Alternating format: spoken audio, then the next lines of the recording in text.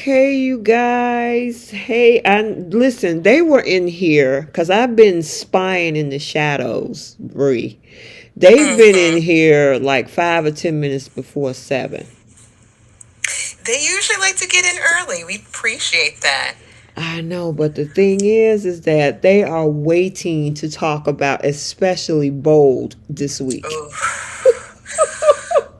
I cannot wait to get to bold, but there's so much we had to kind of unpack with Y&R. I know. Very irritating week. Very irritating.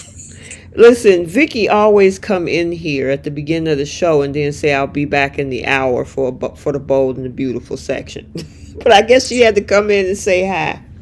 Oh, hi, hi. We understand. I Mm-hmm. completely understand. The writing Mm-hmm. for both is. Ugh. So I let cannot me stand just it. do a quick. Oh gosh, we already at 53. Okay, cool. Every, Oof. yeah, it's about to be a party tonight.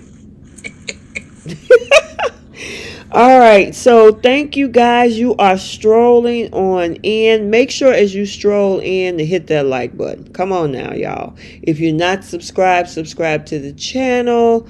Yes, we have a lot to unpack. We got some good stuff, fun stuff, criticism, who's taking seats, flipping some scripts, all of that good stuff. And I got Bree on the line right now, Keisha and Trish will be coming in a little bit.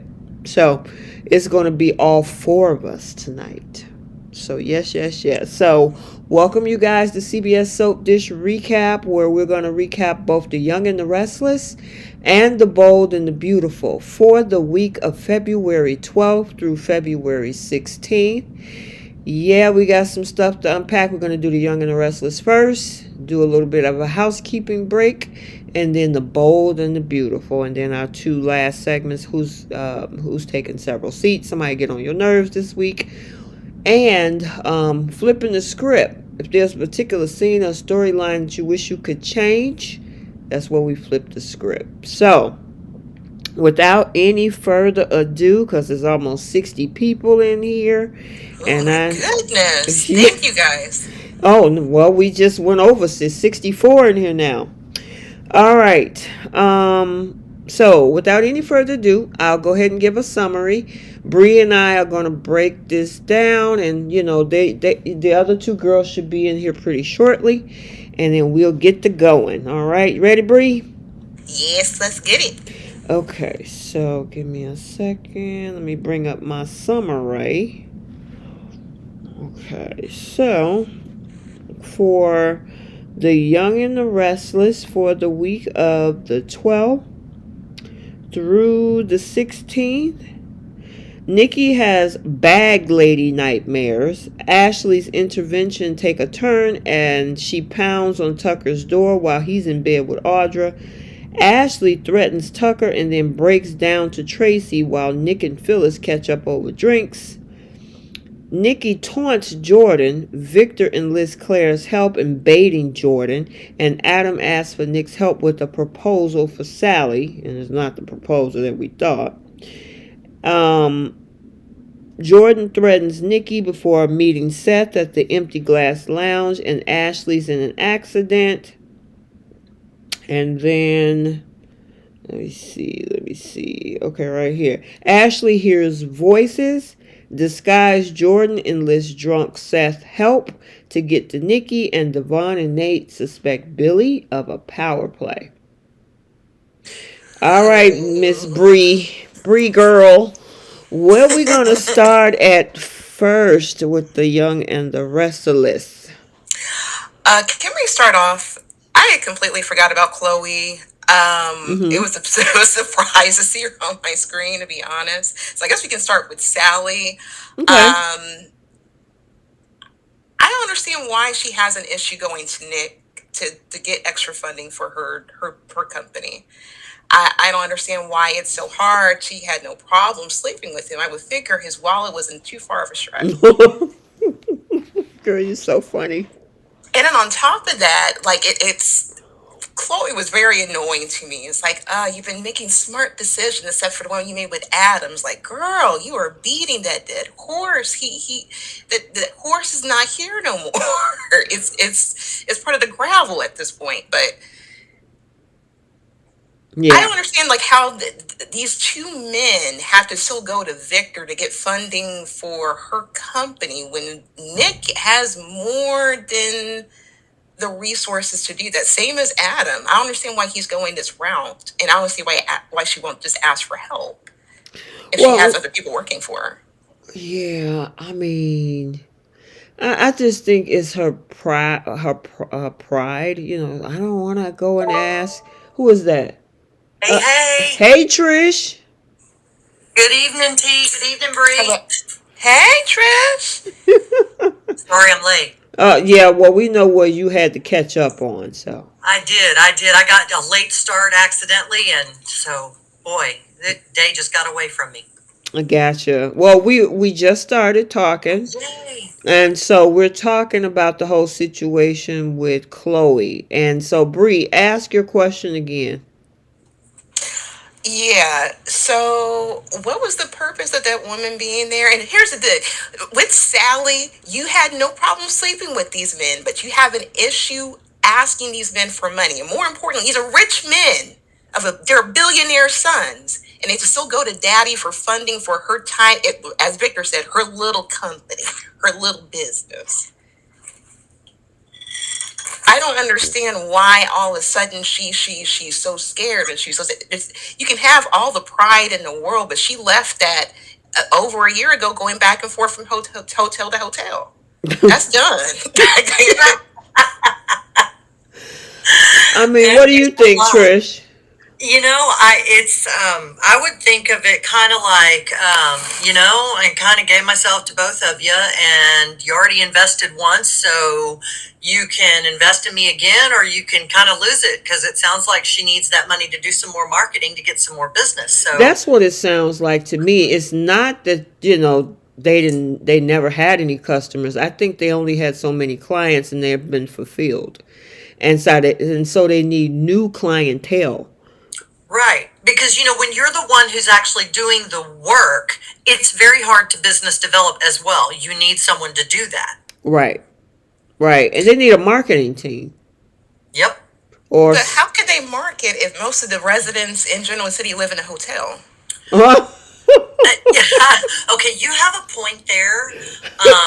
Yeah, but there's a lot of business buildings. I mean, we've seen them in the city shots, right? There's a ton of business buildings. You could do office decor all day, every day in that city.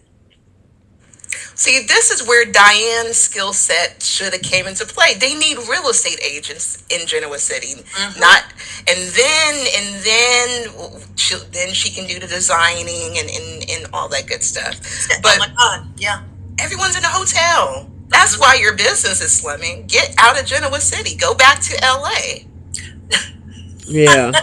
Well, remember, Chloe asked her that, do you have any contacts in LA? And she was like, those bridges have been burned. That got washed out. Yeah, Bill Spencer and the Foresters are not having that at all. But I do agree with what you were saying earlier. She just cannot let it go. She always have to throw shots at Adam. I don't know if someone, whether it was on purpose or not, caused my daughter's death, if I would ever not be able to throw shade. I really don't know. But it is a lot. Yeah, I can understand that point too. It's a lot to deal with, but yeah, Billy had some accountability in that too. Yeah. So. Yeah, but that there's never going to be the fingers pointed at him. Of course not. J Money is in the building. One of our another one of our moderators is in the buildings, and Keisha says that she's on her way now, so cool. So she'll be in there. All right, speaking of Billy Abbott, what do you guys think about this whole thing with him wanting to create a company by the name of Abbott Chancellor Winters, ACW? I mean, I can see that he is trying to spray territories about what I see. It's unnecessary. The companies have ran perfectly fine, and actually, I agree with Devon, which is very rare. Like Jill has had so many last names, Well, and out of all the last names, she wants to stick to the one that has the most money.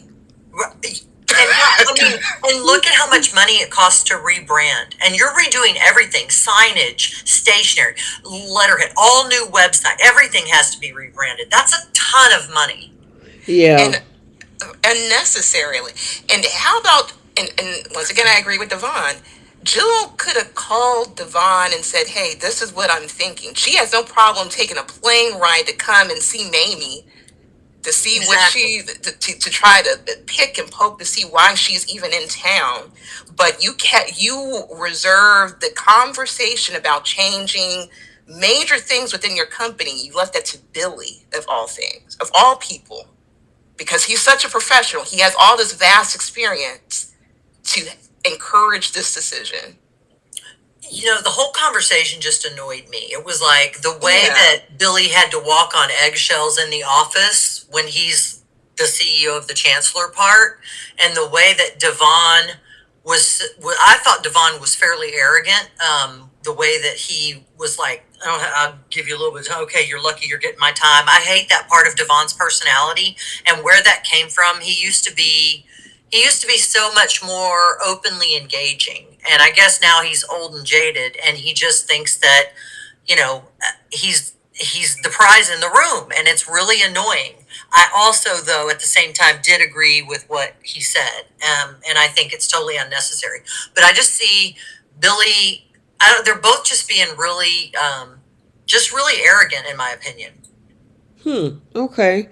What do you think? Well, I mean, my thing is, it's been Chancellor Winters. It was a struggle enough bringing those two companies together. And then now, when everything gets settled, everybody's in a comfort position, except with this whole thing with Mamie now being a part of the mix. And then Jill is freaking out, which is why she brought Billy and Chance over there. Billy is making it look like, that he's doing this for his mom, but this dude has plans in his eyes. Because I don't know if you heard my recap earlier, but I honestly think that he see down the road that, of course, he would be the heir to Jill's part of this company. And he can't get a leg to stand on over at Jabot because Jack is in the way, right? So this is his opportunity to say, maybe I can be the leader of a company at some point. And this is probably the easiest way to do it instead of building his own company. What do you think? I think Shabritha Jennings has it correct in the chat. Jill and her son husband. That's exactly what he is. That's what he's been. Shabritha, I need to give you a clap for that. That is the truth. That's exactly what he is. That's exactly what he is. Yeah. And I can't stand it. It's the truth. We've never seen her with any other man. We know that she's all about Billy. You think so? You think that Billy is like her son husband? Come on. Girl, all the time she be complaining about that boy, that he'll never be good. Remember all the years you'll never measure up. You always a screw up and all this kind of stuff. And you got to think, well, why is that, Jill? Where were you? Because half the time she wasn't actually parenting him, right? Mm-hmm. I mean, boarding school, and then John, and there was a lot of times where she wasn't the mom. Yeah, I mean, but the thing is, you think that Trish, you think that Devon was being a little bit too arrogant in this episode? I think the way that I think Devon has been arrogant to a lot of people. I think that he was arrogant to Nate. He's been arrogant to Billy. It's like that whole thing of where when you're in charge, you can do the servant leadership, or you can do you're an inconvenience, browbeating leadership. And I just see the way that he approaches his responses to when someone needs his time, it's just such a huge inconvenience. And I think that that's just a little arrogant. Okay. And I think Jack is arrogant. I think that Billy was arrogant with the way that he's trying to throw his name around. I just think there's a lot of arrogance going on in that room. I will say, Mm-hmm. in Devon's case, he has every right to kind of be arrogant. It's his company.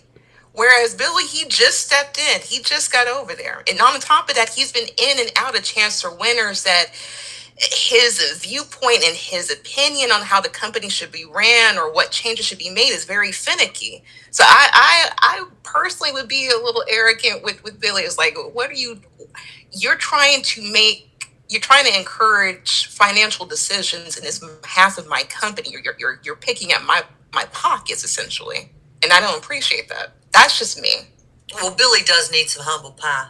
Yeah, I mean, I agree with two sides of this because, like you said, Trish, there are times that, we've talked about it on this show about Devon and how he was acting.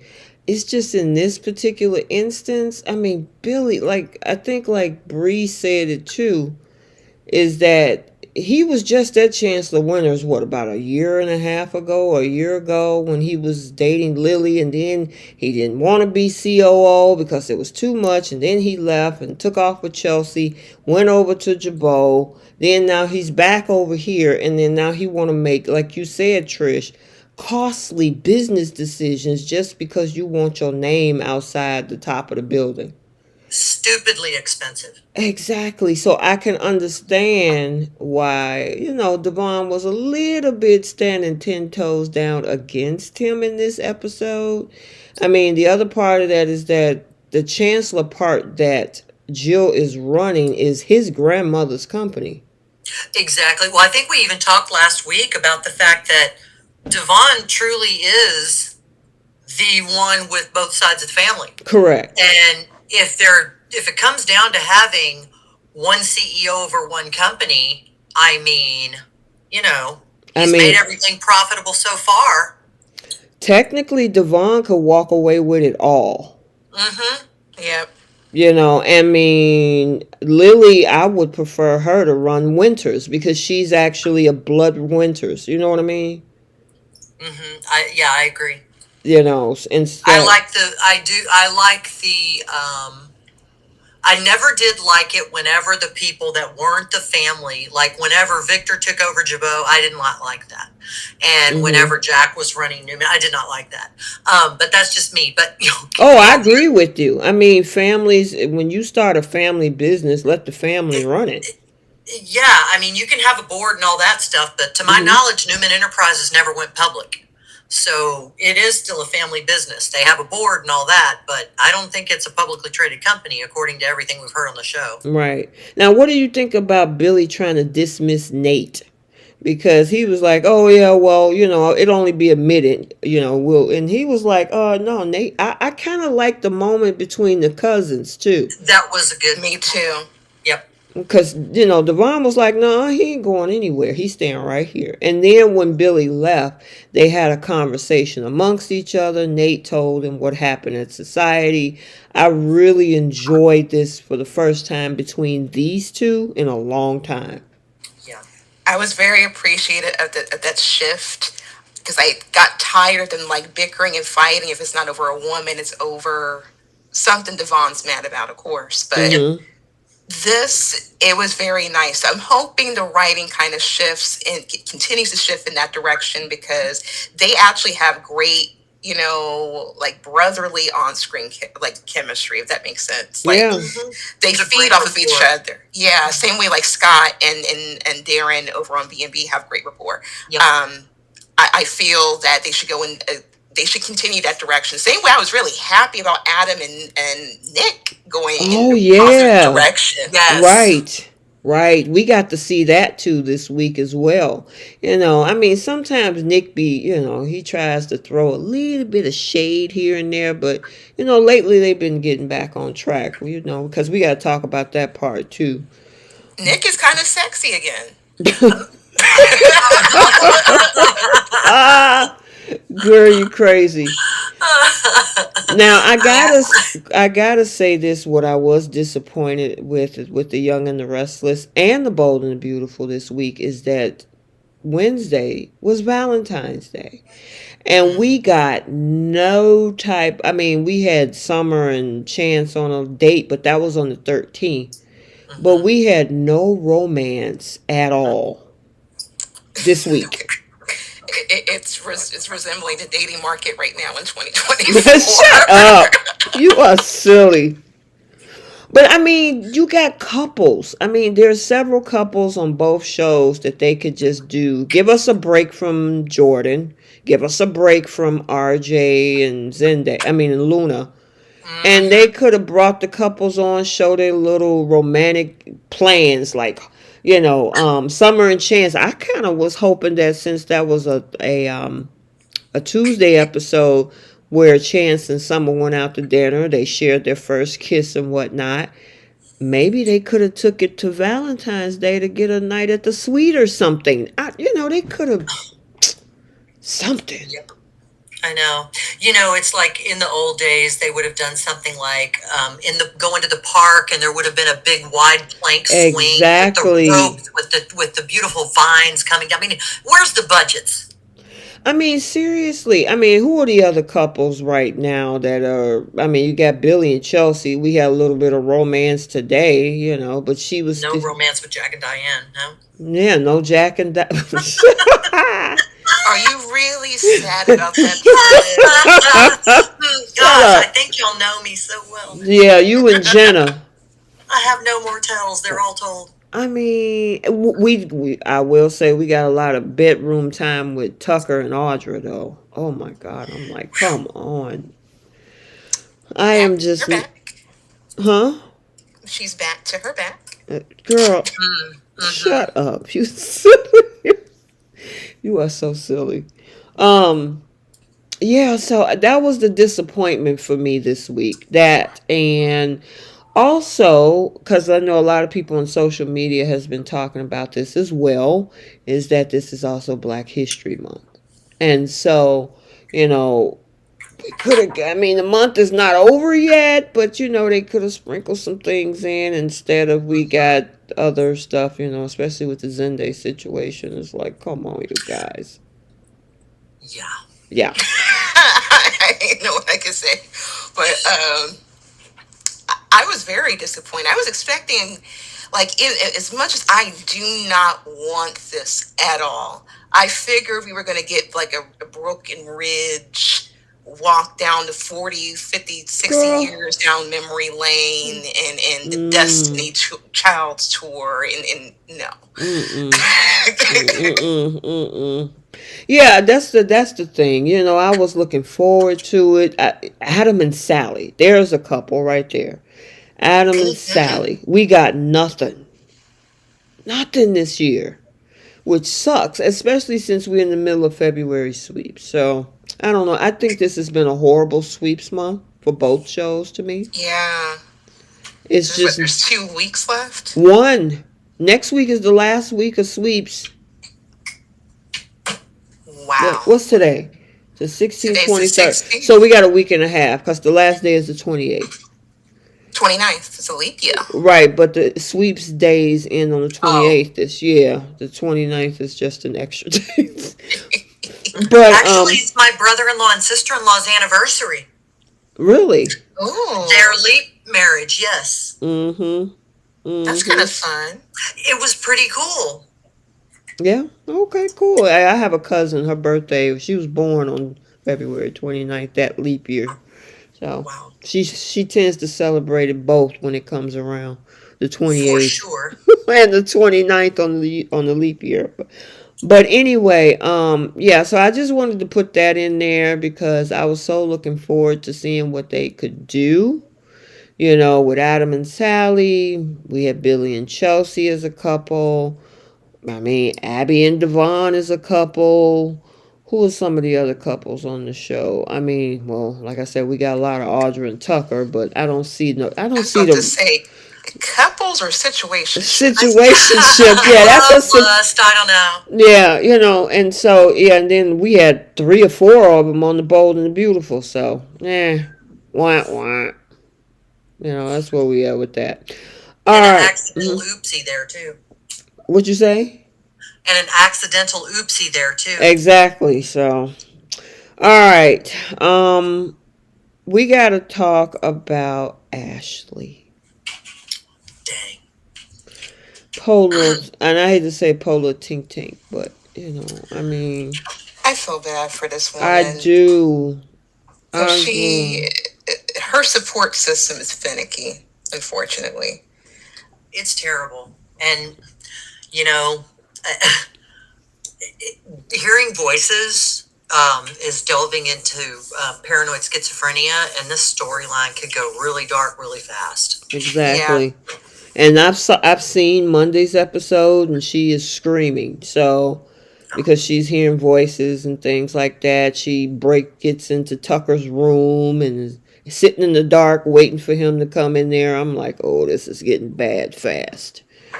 Spoiler alert. So yeah. Oh, goodness. And the thing is, I'm glad that they cleared that thing up where they made it seem like Tucker's the one who did. I'm glad they cleared it up with everything that Ashley's going through now. I'm just more so upset how people are able to see that she's spinning out of control. She's not looking like herself. She's looking pale. She's freaking out. She's always in tears. Her brother sees that, but breaks away from her. Tracy was just try to reach out, try to call her. Why don't you just show up to the house and try to check on your sister? I don't understand how at one point everybody is stuck in that house and everybody's business, and then you have Ashley who's going through something and no one can be around, and she's going through that by herself. You know what, though? That is often how any type of mental illness is treated. It is not. It is just not given the same attention as if a family member might be going through a physical ailment. Okay, so here's my question to you all. Do you think with Jack seeing something's off with his sister, can he would you prefer him to focus more on Ashley or continue focus on Nikki? Ashley, Thank you. that's his sister. Exactly. And did you see the look on his face when she tried to hug him? And he's looking at her like, ooh, what's wrong with you? But then you can jump, flip, run, leave work, cut out of a meeting, and do anything else and placate to Nikki. Mm-hmm. That just don't sit well with me. I threw so many things at my TV. I was irritated because I know we'll eventually get to it with Lauren. It irritated me how this man is able to jump and leave with Uber Eats orders, DoorDash, he's a whole CEO and drops his everything for Nikki, not getting anything in return. You're not benefiting. If anything, you're arguing more than you're actually helping this woman. And for Yeah. what? I don't get this.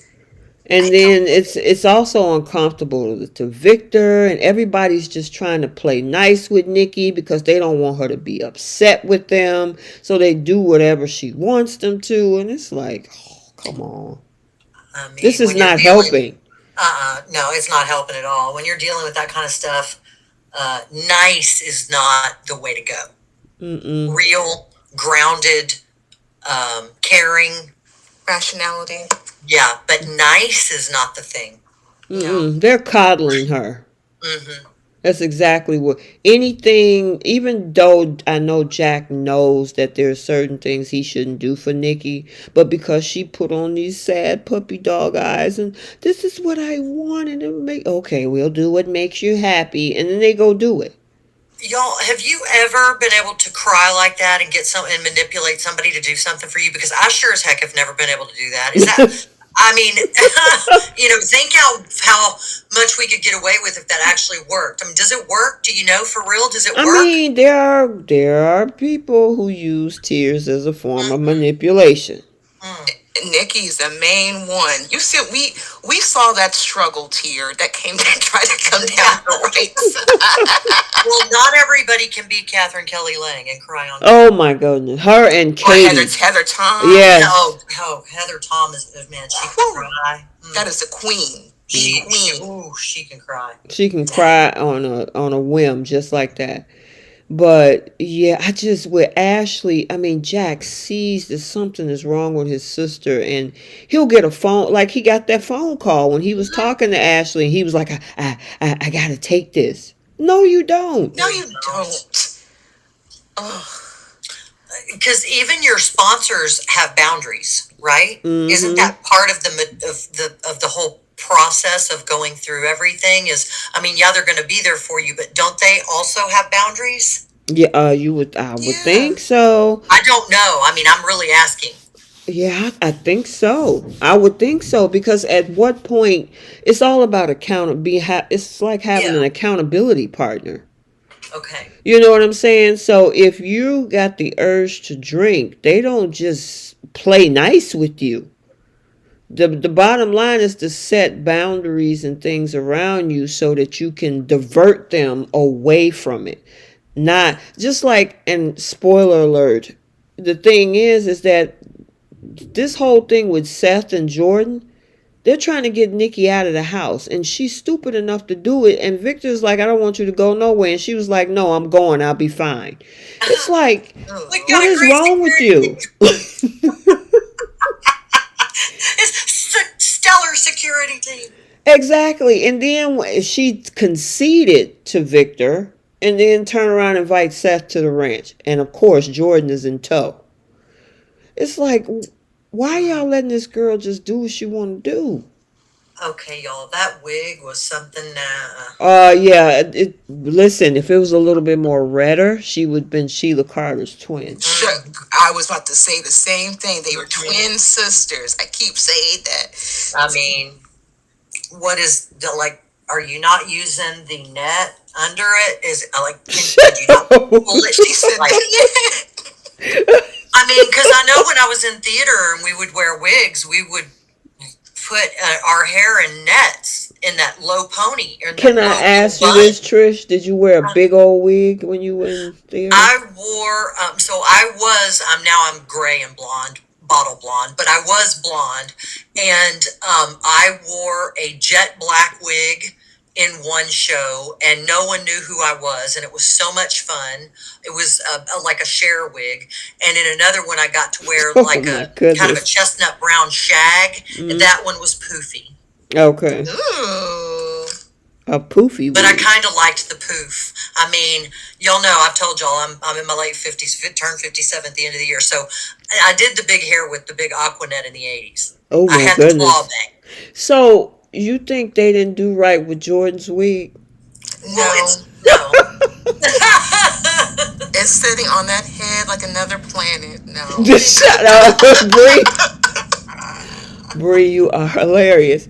I mean, I gotta give it to Colleen Zink because of the fact that when she stood up, I saw her complete outfit with the little jacket and the little jeans and the little cute outfit. I'm like, okay, that's cool. She definitely tried to change her look because she didn't look like Oregon Aunt Jordan that day. Right. Mm-hmm. But go ahead, Bree. Fantastic. Janet's fantastic. Love Janet. I just did not like this unit that she had on her head. Yeah. It's not even a wig, it's a unit because we can see it clear as day. Yeah. Well, we had these toys when we were kids, and they were these they were dolls, but they were plastic, hard plastic, but they had snap-on hair, so you could change if you wanted them to wear a helmet or wanted them to wear hair. And that wig reminds me of that snap-on hair. Oh, okay. Okay. Yeah, it was just like they just planted it there. Like, okay, put the wig on. Boom. All right, let's go. And didn't even brush it. It's dry and straight. Well, listen. At least 9 to 5. Listen, at least Sheila Carter's wig, you know, it was kind of like coiffed or whatever, and she had the red lipstick on and whatnot. But you know, Sheila had access to scientists to create a whole mass and chemical experience. Like, she had a whole system with her. I mean, you know. Okay, help me to understand this. What was the purpose of the bag lady dream that Nikki had?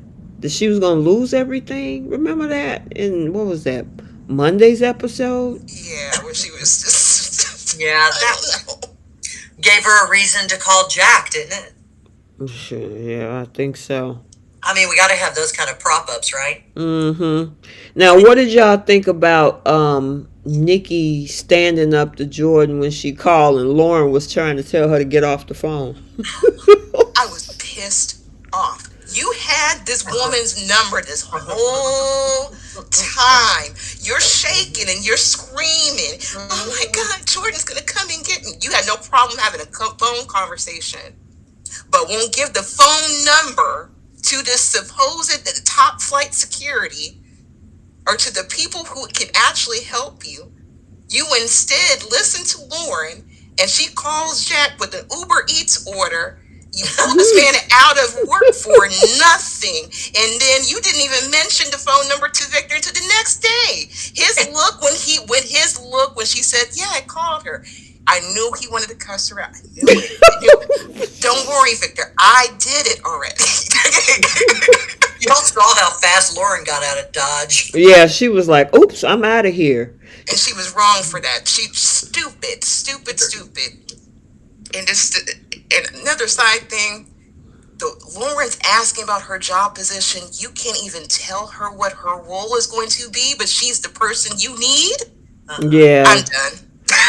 Well, my thing is she was able to slide into that position because at first, remember last week we were saying, how in the world can Jack tell Lauren to go work over at Newman Media? But obviously, she got the job anyway. So, and she's juggling two companies. She's juggling Finmore's, which is part of Jabot, and she's also working doing media stuff over at Newman Media. Okay, and like you said, Bree. She don't even know what her workloads look like. You know who should be pissed off? Kyle. Because if anybody who could have stepped in and filled that role, it would be Kyle. He was over at Newman Media. It wouldn't be that much of a stretch for him to pick up where Audra left off because he was going to be her second in command. Mm-hmm. And then you have your dad who's dealing with a whole other woman, and then you have your mom who has no experience being COO to Jabot, and you're just out in the car. I would be very upset if I were Kyle. With all this going on, everyone's handed positions that they don't qualify for, but here we go. Well, the interesting thing is that when the spoiler came out, oh, I heard a doggy. When the spoiler came out a few weeks ago that, there was going to be somebody that they need to put in that position, the speculations were flying. Kyle was one of them. And Noah was the other person because there was some rumor that he was coming back. But when I heard, when we all found out it was it was Lauren, it's like, why? What would you do that for? She runs her own company. That didn't make sense to me. And she said she had no experience in it. Why would you put somebody with no experience in a position? Well, that's the Newman way. Sorry. Yeah, it is. It truly, I mean, you couldn't have said it better. It's just ridiculous. Ridiculous. So, I don't know. But now these Newmans, everybody is fighting over who's going to be bait. So, you got Nikki who wants to be bait. You got Victor who wants to make himself bait. And then, like I said, Claire wants to help him make himself bait. So, it's just like, y'all all want Jordan to come for y'all, but y'all don't know. Y'all don't even know what y'all gonna do. She already told you all, to at least Nikki, you're not gonna see me coming. So, she burned down a whole prison and killed some people in there. How do you guys expect to fight her? Your security team is trash. So, what's your thoughts, guys? I was going to cuss out the security team, but if anything, they're collecting a free check. I might need to try to work with Newman because I could qualify for any position. Actually, you know what? I am COO of Newman Enterprises and CEO of Newman Media. See, I qualified myself because there's no prerequisites for anything with these companies, and it's annoying to me. I don't know. Mm-hmm. Mm-hmm. Jenna said, I noticed that Victor was attacking Jack yesterday over Nikki calling Jordan. Yeah, he was mad because he thought that Jack knew about it when he actually didn't. The only person that knew about it up front was Lauren. Jack found out after the fact. So, I don't know. This, like I said, this month has just been not what I expected. I No, was I don't looking. know why Jack invited these problems to himself. Honestly, it's almost like he goes hunting for the person that is in distress that he can attach himself to. Is it savior complex? Yeah. Mm-hmm. Yeah, I don't But know. he won't Well, save his sister. that's what I was finna say. You got a Well, savior complex for somebody else's wife, but not your sister. And then he having these flashbacks in his head about him and Victor fighting over Nikki in the past. I'm like, what does that got to do with anything? I mean, how many times it's regurgitated. It's regurgitated relationships and storylines, and it's really there's so much talent on this show that is so underutilized. Yeah, and then you had Jack talking about Victor is not going to call the shots. Um, He could. right. In what world? Right. And Diane, because we can't forget about her, she feeling some kind of way. She's just not saying anything. I'm telling you, she's gonna do something. I know, It's I irking my know, nerves. Trish. That would irk my nerve. And maybe Diane and I are just two different breeds of women, but if my husband is taking off and leaving at any point throughout the day for this other woman, like you're answering any phone call that she has and you're feeding her. Keep in mind, this is a rich, wealthy billionaire's wife. They probably got 6, 7 kitchens in their house. You're bringing Mm-hmm. her food, you're answering her phone calls. I would be more upset. I would be vocal about that. Mhm. Yeah. But Diane and I are two different breeds. It's the level of stupidity to try to pull us in. I mean, y'all. I mean, obviously, we're all going to just keep watching because this is our shows. We love them, and at the same time, we have a right to complain because we invest a lot of time. But it's like, well, you really want us to watch the same old crap again and again? I mean, do something different. Give us a remote shoot, or even a set with a remote shoot. Um, do something fun. The world Mm-hmm. is stressed out right now. Give us something glamorous. Has Y&R taken like a trip to like a different country like B&B does? Not in a long, except the Paris trip. When we keep going back and forth to Paris. I thought that was a screen. The girl, that's what I'm saying. It's supposed to be Paris. Oh, I'm sorry. I'm sorry. I But knew better than that. I mean, I don't know. I just want to see something romantic and glamorous mm-hmm. and great fashion. And this has just been a really, really heavy couple of months. Yeah. Now Jay Money says maybe they might have Jack reignite his feelings for Nikki. That might be the reason for the flashbacks. Why do we need to? Do we? Boo. Why, no. I mean, it's possible, Jay, but why do we need to do that? And I'm not booing you, Jay. I'm booing the storyline. I didn't boo. No. That's just how I feel. I I'm know. booing and my thumb is pointing down. No, no, boo. I would rather Jack with Phyllis before Jack and Nikki again. I'm sorry. Oh, Yeah. none. Okay. Speaking about Phyllis, because we didn't get no Danny or Cricket. Thank gosh. Praise Jesus. Well, we'll get that next week though. But what did you think about Nick and Phyllis hanging out when they were over at Society watching I love Summer and those two. Chance? I love those two. So, I'm a huge Nick and Phil's fan. so she's back on the merry-go-round, from what it looks like, because we haven't really seen him and Sharon interact in a while, or in a flirtatious way. Nick and Phyllis were flirting. That was really cute. I was like, okay, when are they going to meet up again? It made me, it reminded me of how they used to be in earlier seasons. So this is more up Phyllis's alley right here. They have fun together. They do. They make each other laugh. They're hot.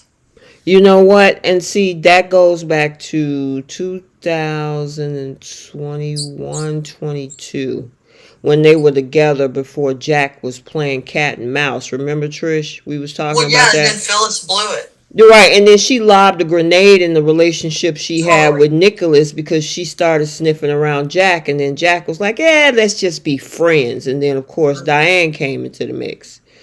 You Mm-hmm. know, but before that whole thing, Nick and Phyllis were great together. Steamy. And then she asked Nick, what was it about Sally Spectra? Like, I can't see why you'd be attracted to her. And he You're gave a breakdown of Phyllis pretty much. And so she Yeah, took that as like, oh, you can't get over me. Oh, that's how I feel. But if they moved us along, I would be okay with it versus Nick and Sharon. Me too. Personally. yeah, I I agree with you on that one. I mean, it's better than Danny. Danny is not even interested in that girl, and they can making her look like she's on Delulu Island. It's like put Nick back with Phyllis.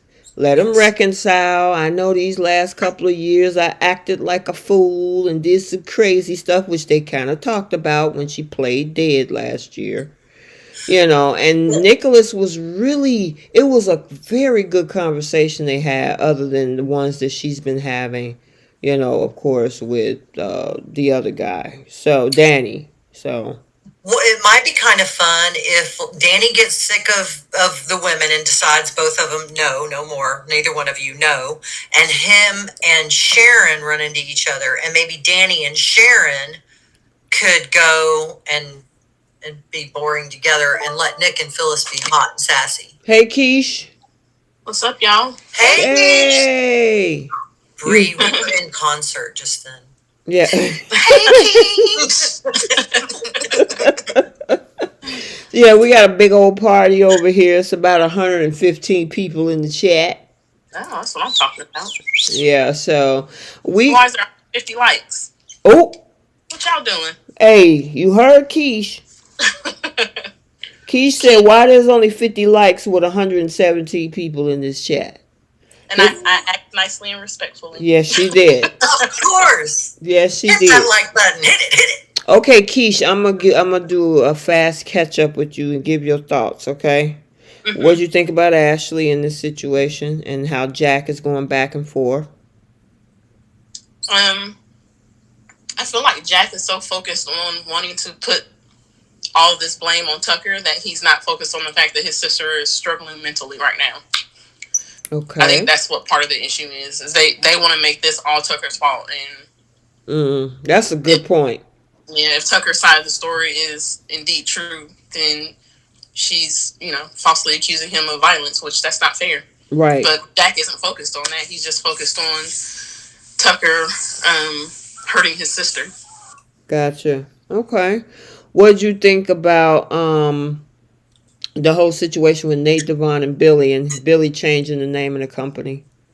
I think that's ridiculous. First of all, because he wants to put Abbott in there. And yes, I know Jill was married to John at one point, but if I'm going to change the name of a corporation that I'm running, I will probably use my maiden name, not my married name. Gotcha. Like, why would I give the Abbott's false credit, I guess, by adding their name to this huge corporation? Okay, so do you think this is just something that Billy is trying to do because he eventually think he wants to head up that side of the company? Yeah, I do think I think this is all Billy's idea. Okay. Cool. We was talking about Jordan's wig.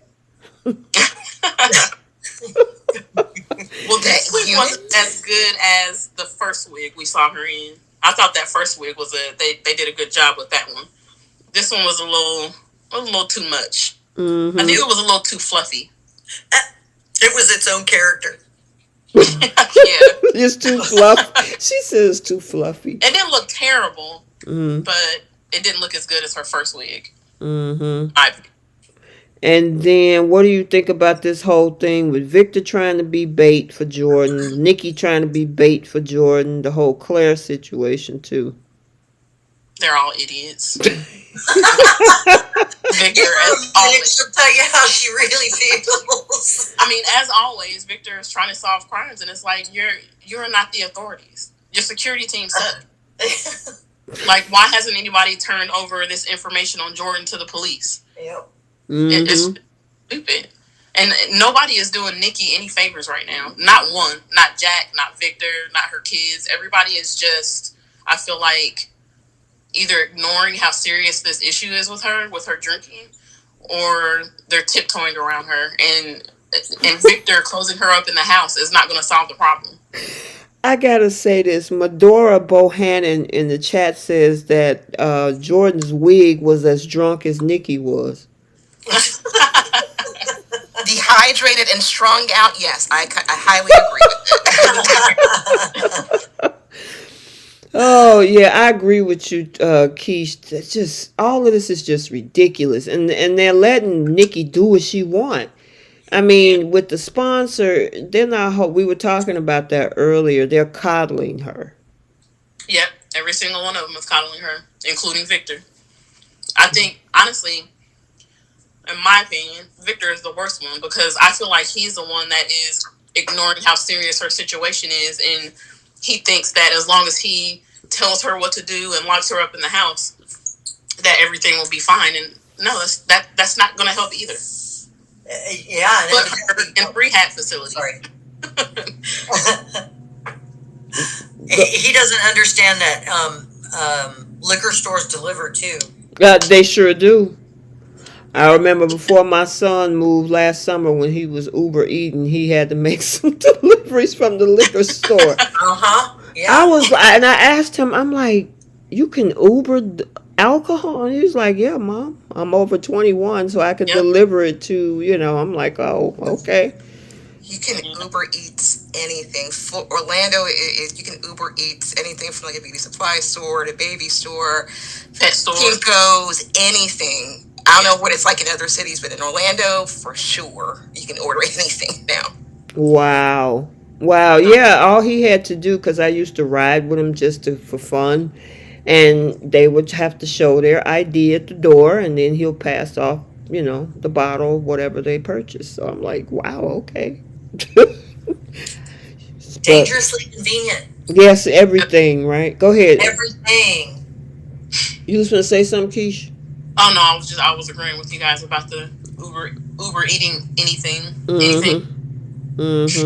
Yep. So I think you pretty much caught up, unless you wanted to add in anything else that you didn't talk about. Oh no, I don't have anything else. Yeah.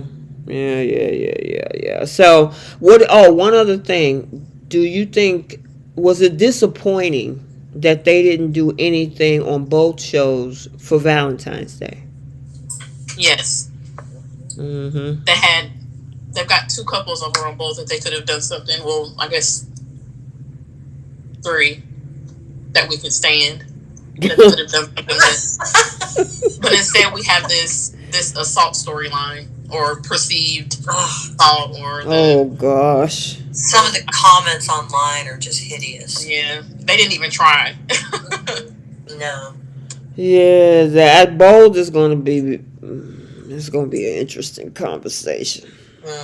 They kind of did that for all the holidays. Didn't they do it for Thanksgiving and Christmas or something? Wait a minute. Well? Did we even get a Thanksgiving and Christmas episode from? Nope.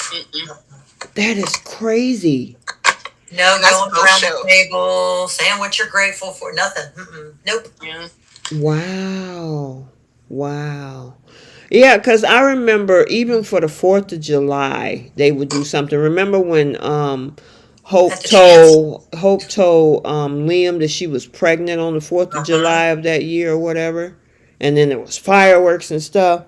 I mean... The Abbots always have a barbecue. Exactly. Or New Year's Eve come around and they'll watch the fireworks. We ain't had none of that in these past 3-4 months. Yeah. I don't know. Something's going on. It's weird. We're not getting promos anymore. They just stopped giving us promos on the weekends. and we're not giving any new sets. It's like Y&R shoots in the same places. It's either GCAC, Victor's office, a hotel, and a hotel room, sorry, and then Society, and that's it. Like, I wish they had like different just different things. Same with B&B. Like, I wish we could see Thomas's house again. We only saw it once, but it's like they're cutting budgets in a lot of different ways. That's what it looks like to me. Maybe So they that's posted his set on, I can't remember if it was on Bold's page or if it was a producer that posted it to his page. So that makes me think that they're bringing Thomas's set back out for a scene or two. I hope so. And we got Poppy's apartment. Yeah, when she get an apartment, exactly. We see her apartment more than Thomas's house. See. Wait a minute. How's they just started showing her apartment. Listen, RJ get a beach house and she get an apartment, and Liam is still stuck at his daddy's house. Yeah. Well, yeah, and Hope still Zende at the guest house. And Hope the only is thing right. I hope for is that they are completely getting rid of Hope's cabin. Oh I don't gosh. want to see that cabin ever again. I hate that cabin. It's the worst. Yeah, I agree with you. And there's no reason, like we was just saying, when Thomas having a house, that they need to be using that couch that they did a week and a half ago. Yeah. The same couch she was over there with Liam on too. It's like, come I'm on. gonna need somebody working with a slip cover there or getting a new couch. Yeah, don't use a black light. Right. You know, take a little handheld black light to the hotels. Oh my goodness. Yeah, that's crazy. All right, did we cover everything on the young? Oh, yeah. What's her name got a job this week over at Society? Oh, Tessa. I remember. Oh my God, I completely forgot about that 4-second spot. Yeah, that's exactly what it was. 4 seconds. Yeah, so Tessa got a job. She's the new manager over at Society. That's Okay. so odd. It is. Unless they're trying to come up with some different storyline for her. Is she going to meet somebody new working there or something? I don't know. I mean, because we don't get the, I know Cameron Grimes was pregnant last year and she had a baby at the end of the year. So we didn't really get to see her for a while. Yeah. But they really haven't had, except the hearing aid storyline for those two. For the baby, So. Yeah, and they even kind of skimped on that. Exactly. So, all right. I guess we covered everything for the Young and the Restless. I think. We saw Chance in Summer for a tiny bit. They had a little kiss. That's a slow-moving train. They need to speed that up. I know. Yeah. With it.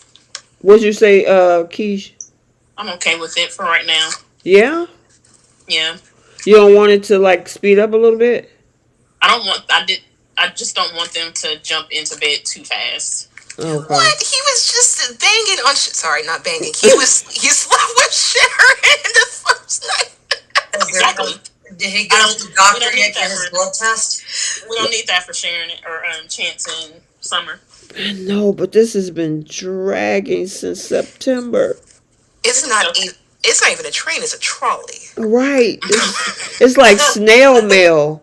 Something, because at first he gets shot, and then she's at the hotel, and then it's been that whole shot where he got shot and was in the hospital. That was back in October.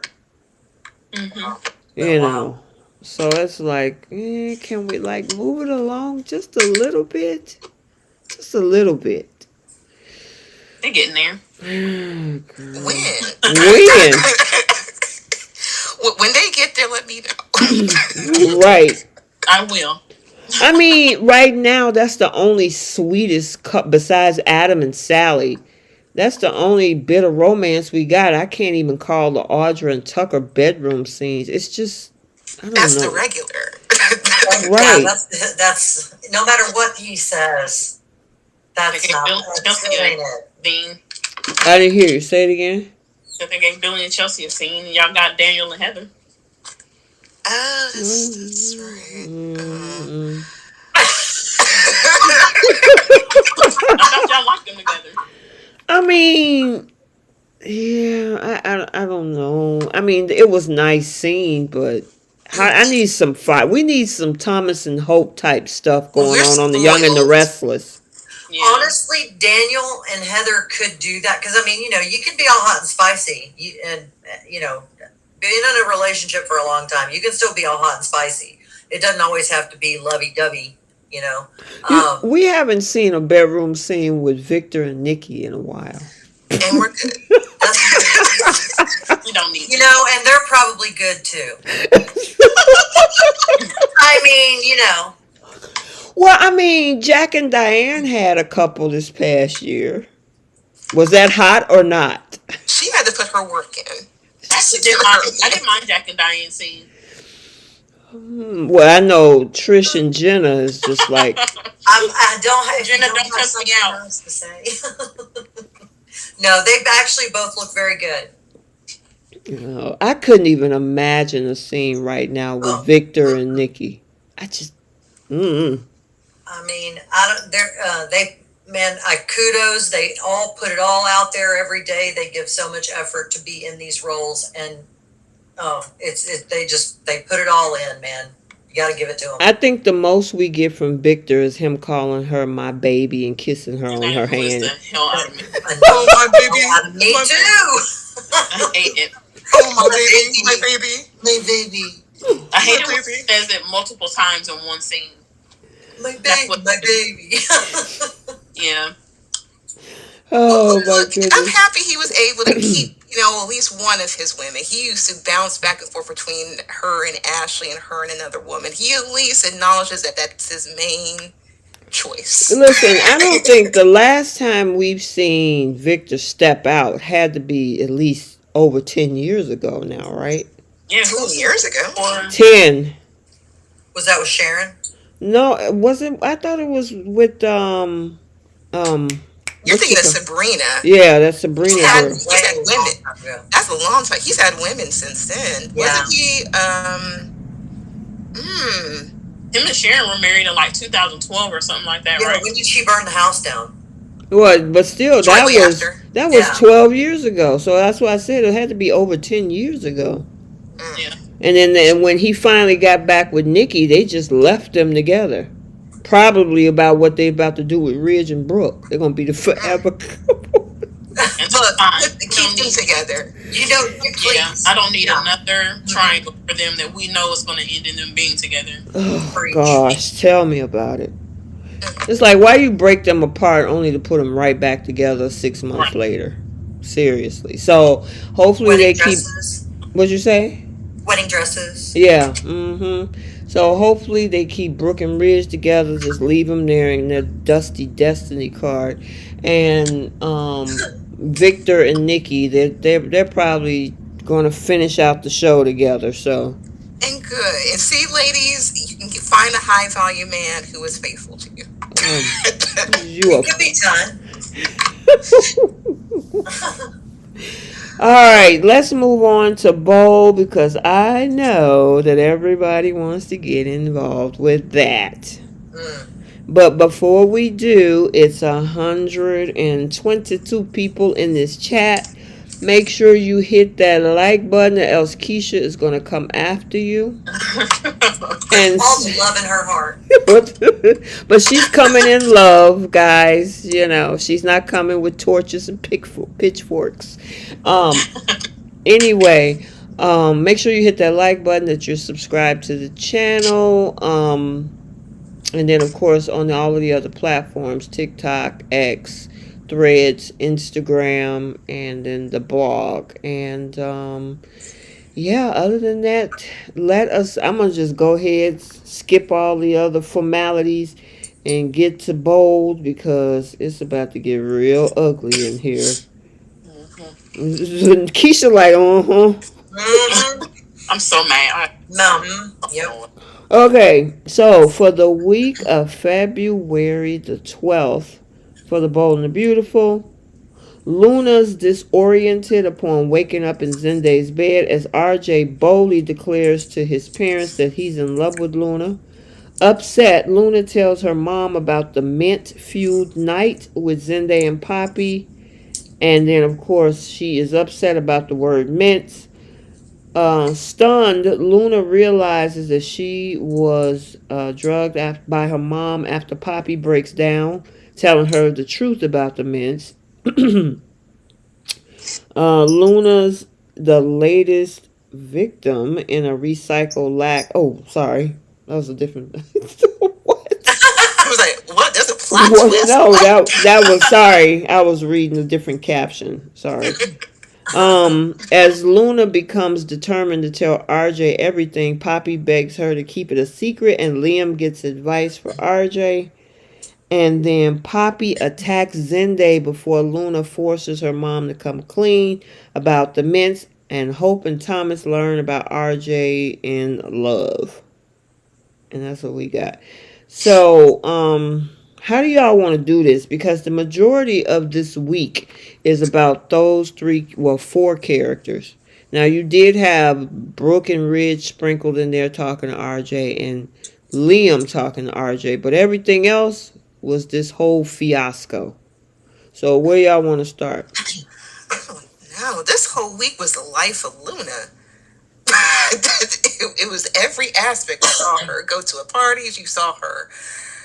I don't know. I guess we can get rid of Brooke and RJ scenes. Let's RJ scenes. Well, pretty much his scene with his mama was with Brooke trying to reassure him about his relationship with Luna, which of course he don't realize what's happening right now. Yeah.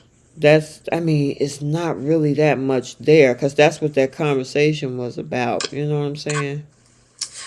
I'm gonna continue to ask this. What does Brooke do? I've been asking that question for years. I have no clue what that woman does in that. Whoever says yes. Nope. What'd you say? Whoever says yes, that's what Trish said. Because right now she is a well-dressed houseplant. Like, I don't see her purpose on working at Forster Creations. I haven't seen her design, haven't seen her make a business call, nothing. So the whole scene with her and RJ, that was, I fast forwarded, guys. I'm sorry. I couldn't do that. You wasn't alone. I did too. I think I watched. Oh, sorry. Oh, no, you're fine. I was just going to say, I think I watched maybe 2 minutes of that scene, and I had to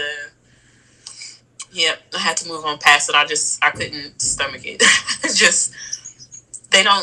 When you're spoiled with the dynamic that Krista Allen and Matthew Atkinson had as mother and son, and then you get, I don't know. I couldn't do it. She was sparkly though.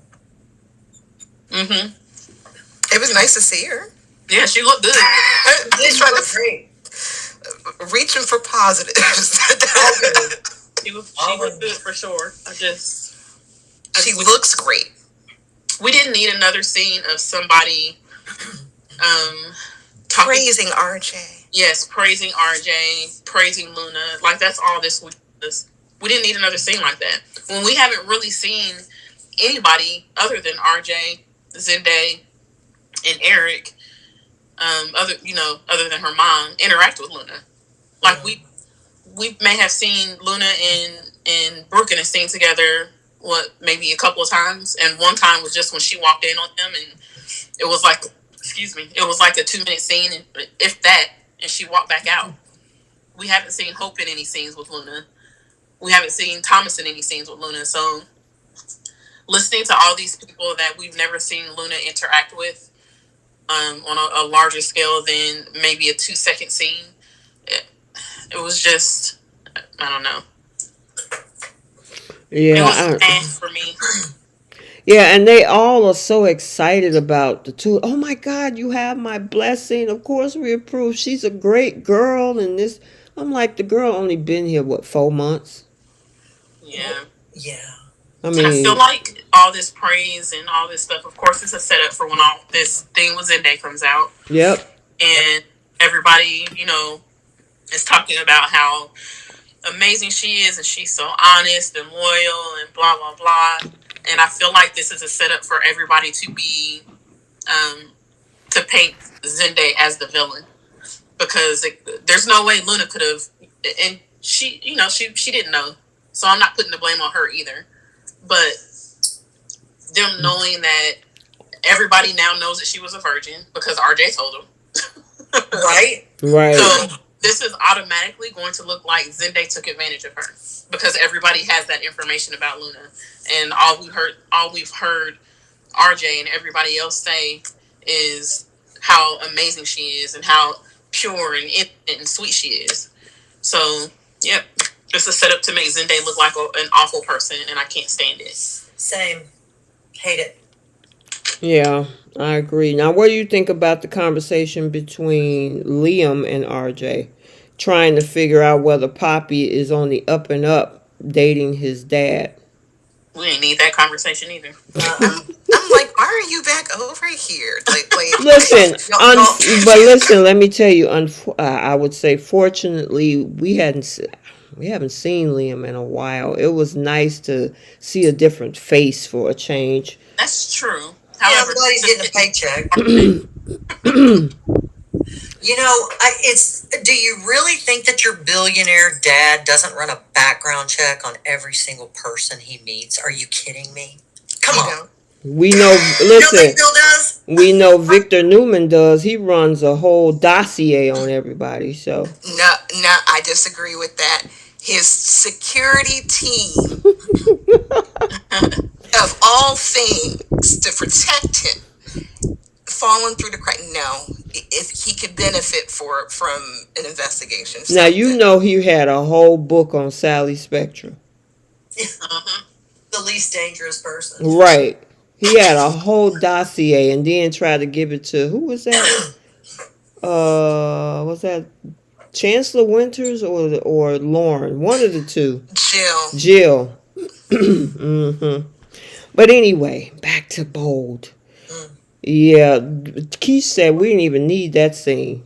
No. We didn't. I didn't mind seeing Liam. I just didn't need him. RJ. Yeah, everything was propped up around. If this is supposed to be the highlight of the sweeps this month, L. Yeah, you get an F- on this one. No, I needed to see Liam pop up in bushes. I needed him pop up into the design room and look at Thomas and Hope. That's the only time I need to see Liam. Him dropping off his daughter's bed. I'm like, Steffi, you couldn't go to Steffi's house and drop that off? You just had to, you just that bored? You ain't got no work to do? You had to make an appearance at Forrester Creations? That seems to be his theme, because remember, he dropped off best stuff at Forrester too, to Thomas. The traffic to Malibu is so bad. Oh my. Yeah, so the scenes, between Brooke and RJ and Liam and RJ, it was just like you say, I'm in love. Oh yeah, and then the scenes between Thomas, Hope, and RJ. And talking about how much he's in love with. Now, I did like the part where Hope said, with all this love conversation, I got me thinking about this ring around my neck. I'm like, what you gonna do, girl? What you that gonna was do? The only highlight. Yep. That was it. And we got a kiss out of that. And I'm like, well, at least we got a little bit of throat today. Just a little bit. Yeah, it was when RJ started basically hinting towards the fact that Luna was a virgin, I love the fact that they had Hope kind of like stop the conversation. Like, this is not that appropriate. Like, as a woman, I felt XYZ about this situation. Maybe not, let's not talk about this right now. You two can have this conversation later. Of course, it's not unusual for brothers to talk about that, but I don't know. I just thought that was just like he's blurting it out to anybody that listens. Right. I was her first. Yeah. Yeah. I kind of felt like the whole Thomas and Hope kiss thing was like, Happy Valentine's Day. Okay, we're done. Right. It was like less than 2 minutes. Not even. Not even. But it was nice to see them. Yeah. Mm-hmm. Especially. What's the matter, Bree? No, they could have kept that. I do not like the fact that they're kind of dangling like this relationship this commitment from this girl in our faces. Like, she could say, like, yeah, I'm thinking about it. Okay, you should have been thinking several months. You had a whole, almost a year now, almost a year since your affair. And now all of a sudden things are jogging your memory. Well, he was jogging things in you, and that didn't spark any attention. Oh my gosh. He awakened something, didn't Right. Mm-hmm. But it was interesting when Hope told him, you guys already said you loved each other, and RJ was like, yeah. And yeah, and I'm sitting up there thinking, Hope, y'all been talking for the last, y'all been doing whatever. This man proposed to you 3 times, and you ain't budge. Luna and RJ is ahead of you. So He's getting more commitment than Thomas is getting. exactly. Yeah. Which I'm annoyed by that with the two of them. They screwed up so bad with that dynamic with Luna, RJ, and Zende. There was so many other ways they could have done that. So let me ask you this, because this time last year we had Bill and Sheila. Which one is worse? Bill and Sheila. As far Having to as watch it was horrible. It was horrible. I mean, Like, her this is licking. infuriating, but that Yeah, was yeah, Sheila licking blood off the pin. Yeah. Yeah. no. Mm-mm. So which one is worse? This February sweeps of 24, or the February sweeps of 23? I say this one because of what it's doing to Zende. Okay, yeah, I got it. Yeah, yeah. Yes, you're right. You're right. It's infuriating. Yeah. Yeah. I mean, oh boy. Well, y'all ready to dive in? Sure. let's get to Penelope. Okay, so y'all want to? Oh yeah, because we got to talk about that before we even get to this part. What happened at Zende's place? Um, that conversation between Lee and Poppy, because Lee went in. Call her. You've been taking that mints, and I've known all this time you've been doing, you know. And I'm on Lee's side. Lee did not tell a lie. And I mean, between her sister and her daughter, they were calling her 304. I think after last week, we can officially say Poppy was a 304. She didn't want to say, when Luna was like, I want to find out who my dad is. Well, we don't need to know that right then and there. We've seen too much Maury and paternity court to know how that goes. Right. We know what activities you were into. So it's, I don't know, this is horrible writing. It's terrible. It's terrible. Absolutely terrible. Can we get the writers that we had last summer when there was a writer's strike? Go ahead, Trish. I'm sorry. Oh, no. I just, it's just so annoying because, first of all, I really want to know who takes regular mints out of the tin mint container and puts them into a cloisonne pill container. And how do you not know that decorative cloisonne pill container that you've seen your mother open, and you've never had a container like that, and you just assume it's yours. Now, I will say, even if she did know that it was her mother's container, she still thought they were mints. But I just want to know, like, can you not feel it? Like, do your fingers not have feeling to feel that whole opening?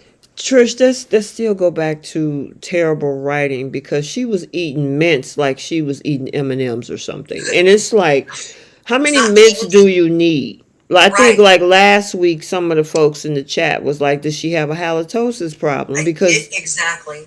I mean, After brush your teeth, girl. Floss. Gargle. I mean, she had multiple, but we'll get there. I kind of want to get this Lee and Poppy thing situation out of the way, because there's a lot of people in the chat is like, hashtag Lee was right. Hashtag Lee been right. That's why she's my girl. I mean, because to be honest, about a month, 2 months ago, everybody was to call and leave very judgmental. When she was going in on Poppy. But now the tables are kind of turned because we're now seeing behind the curtains what's going on with Poppy. And yeah.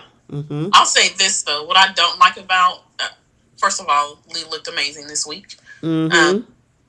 What I don't like about what Lee does is she also talks down on Luna. Mm-hmm. And I don't think that's fair. Mm-mm. If you have your issues with your sister, that's one thing. But it doesn't sound like, as Luna got older, that they were around as much. So you really don't know much about your niece to be judgmental of her and talk about her as if she's the same as her mother. It's like guilty by association. It's unfair. Right. Yeah. She called Luna a gold digger. Yeah, because she was up under the golden boy. So I don't. That's the one thing that I just really don't like about that. Like, just stick to your sister, leave Luna out of it, because that's not fair. Yeah, but I mean, she went in, and the thing is, Lee is like, look, I'm a doctor. I know what you've been doing. You've been doing this for a long time. You don't think I see you, but I see you. So she was calling her out. I got to give it to Lee this week, because her behaviors, we've seen a lot more from Poppy. I'm wondering if Bill knew her wanting to keep secrets and trying to keep doing all this other stuff. Would he still date her? Yeah, because he needs a warm body. Yeah, I'm thinking he'll try to fix her. What you say? A who? He'll try to fix her. He'll try to fix her. That's true. It probably would. Kimberly Smith said the pill popping Poppy should not leave those mints. Mm-hmm. I think she probably meant to put she should not leave those mints laying around, which I agree with. Yeah, I think that's especially if your daughter doesn't know that those are edibles or whatever they are. Carelessly, just having them anywhere, having them in your purse. Like, that should be locked up somewhere so somebody doesn't mistake them for mints. Exactly. Because a kid could have... Just say she happened to just leave them somewhere and Kelly and them was in the office with Steffi or something in that design room. They were left there and baby girl would be like, ooh, candy. Right. You just never know. Or put them in a prescription bottle. Nobody's going to... I mean, other than... Of course, the kid may still be able to do that, but... If Luna had seen a prescription bottle sitting on the counter, she wouldn't have picked it up and mistook them for mint. Right. She would have thought it was prescribed medicine, so she wouldn't have touched it. Mm-hmm. I'm a little surprised at the fact that Luna was very, kind of like what Sharon was saying, Luna seems very naive. You don't know your mom. You don't know when she's not what's the word? Inebriated versus her being sober. You don't know the difference. Yeah, but if you've never seen those mints before, if she takes 1, 2, or 3 or 4 times a day when she gets anxious about something, depending on the dosage, she could just be in saturation mode. So she's just like leveled, And she said that she's built up a tolerance to it, so it probably does exactly what it needs to do for her without her. Just like a Xanax or a Valium. Yeah. Right. So she doesn't appear high to anybody because she's not really high. It's just dulling her anxiety. Mm-hmm. Yeah. But with that, her daughter doesn't know about her mom's anxiety and how she's. That was my thing. How do you not talk to your daughter about mental health and all that? I mean, especially when you need a medication or an herb to help you sustain a level of calm. Yeah. Well, let me tell you, and listen, kids know when something's bothering you. Yeah. I'm telling you, if I'm when my son was living here, when I'm in some type of mood, he'll be like, Mom, what's wrong? Immediately, they can pick up that something's going on with you, and whether or not you're taking something or, whatever. She didn't know. Yeah, I don't know about that one. I mean, I just think it was poor writing. It sucks. So Jenna said Luna has them in her purse. She only emptied emptied out her purse to get her makeup out. Luna was in a hurry. She swept everything on the counter and left. It wasn't like Poppy left them out there on purpose. And she's right. She didn't just leave them out on purpose. But I don't know. I just feel like she should be more careful with them because they're not. It's not something that everybody can take, and you don't want somebody to accidentally take one like Luna did. Yeah, I mean, go ahead.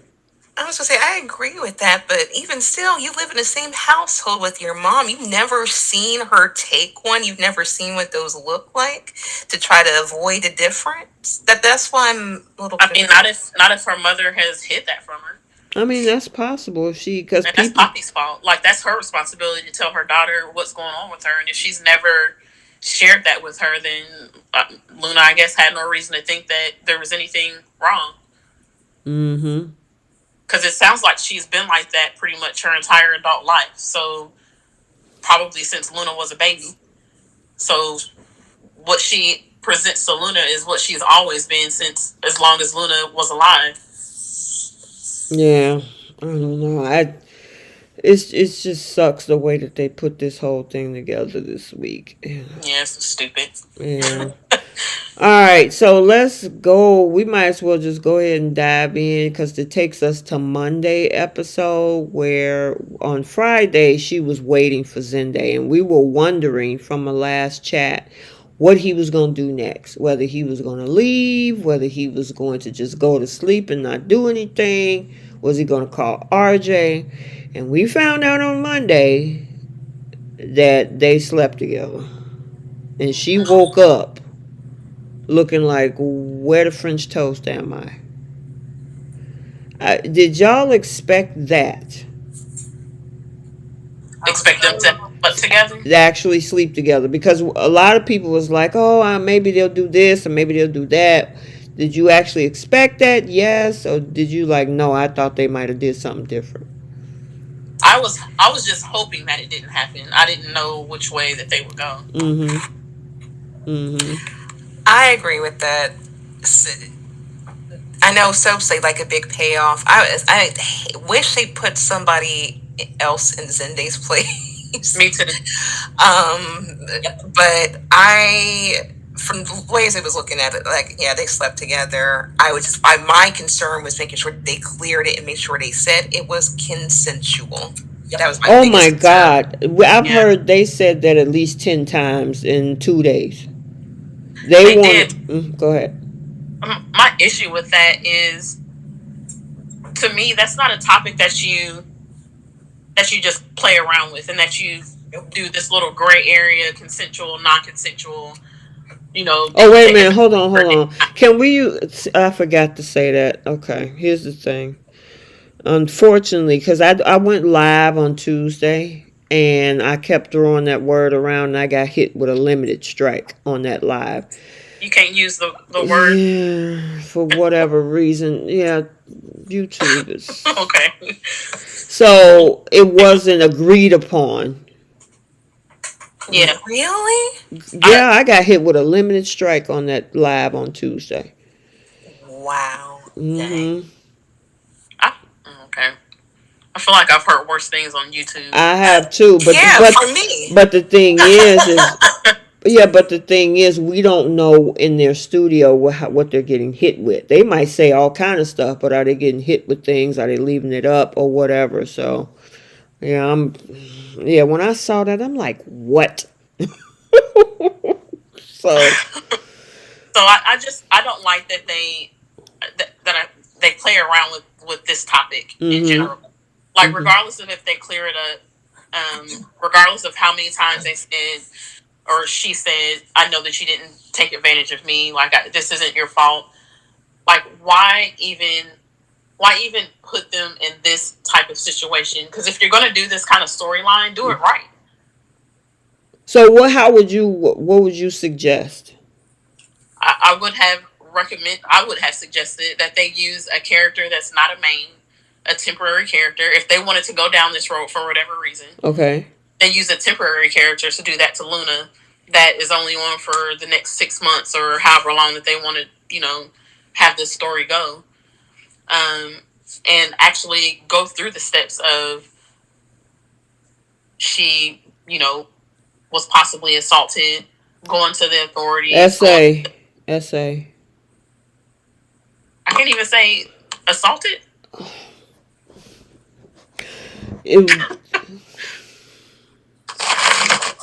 Okay, sorry. It's a Disney Channel now. I'm scared to talk now. I don't know what YouTube is gonna hit you with. Well, just what I know, TikTok and YouTube usually are parallel with what you can and cannot say. So, like on TikTok, they say essay or DV. Okay. Mm-hmm. I would just have preferred them to do an actual story of it and not do this gray area type of thing that they like to do. It just doesn't make any sense to me that they do this. And it's kind of the same thing with Eric's sick illness. Mm-hmm. Remember how I didn't care either way because I was ready for the character to go. But how it bothered you guys because it's a sensitive topic. It's a topic of someone crossing over into the afterlife possibly. And it's like they used this sensitive topic that resulted in a miracle cure. Everything is all good. Like, let's move on now. And to me, it's pointless to use those kind of subjects like that. Yep. If you're not going to do it right, then you shouldn't do it at all. And I read an article that somebody posted, I think it was on Facebook, of when they did this with Thomas and Caroline, and the person that interviewed Belle asked, did you purposely make this a fuzzy situation so you could either redeem the character, or if you decided that you wanted to then get rid of the character, this would be the way that you could do it? And he said, I definitely leave it up to the viewer's interpretation. And I think that is very careless as a writer to do that with that kind of topic, in my opinion. Absolutely. Because you can tell on social media the interpretations have been wild. Right. Yeah. Because on one side it's, Luna is saying that she believes Zende. Mm-hmm. She doesn't feel like it was, her being taken advantage of. But on the other side of that, she thought he was someone else. So a technicality does say that it wasn't consensual because she didn't think that. Oh, sorry. I'm sorry. Mm-hmm. Because she didn't know it was him. She thought it was RJ. She's not blaming him, of course, but some will say that because she thought it was him, technically it wasn't agreed upon. Yeah, I guess it's these lines. It's a blurred line. So it's like she said yes to doing the deed, but it wasn't to him. Right. Right. They could To have. her, it wasn't to him. To him, it was to him. Exactly. Mm-hmm. Mm-hmm. And they could have easily, because with that conversation that Zende and Eric had, where he now wants him to be Luna's mentor. Why didn't they start with that like a month or two ago? Let me ask you a question, but that you bring that up, Keish, because a lot of people was thinking that whole scene was creepy. Did you feel creepy or cringy hearing the way he said it? Like, Yes. get to know her and mentor her and, What see what excites her and what turns on, that type of thing. And that was purpose. They did that. That was a purposeful dialogue that they gave Eric. They knew what they were doing when they gave him those words. And you're right. I didn't like that. Yeah. What about you? Oh, go ahead. I'm sorry. I thought you were done, Keish. Oh, no, I was just going to say, because we all knew what happened. Of course, Eric didn't, but the audience knew. So, yeah, it was creepy. Mm-hmm. What about to you two, Bree and Trish? I'm a little bit upset at the fact that they had this virginal girl now have two bodies within a short time frame. Yep. Like a day or so, wasn't it? 2 days? Yeah. It was like 48 hours. Right. So I'm like, so they're setting up a pregnancy storyline. I see that coming a mile away. And to me...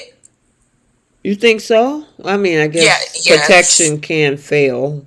Exactly. Mm-hmm. And plus, he was Zende was drunk. She was all over.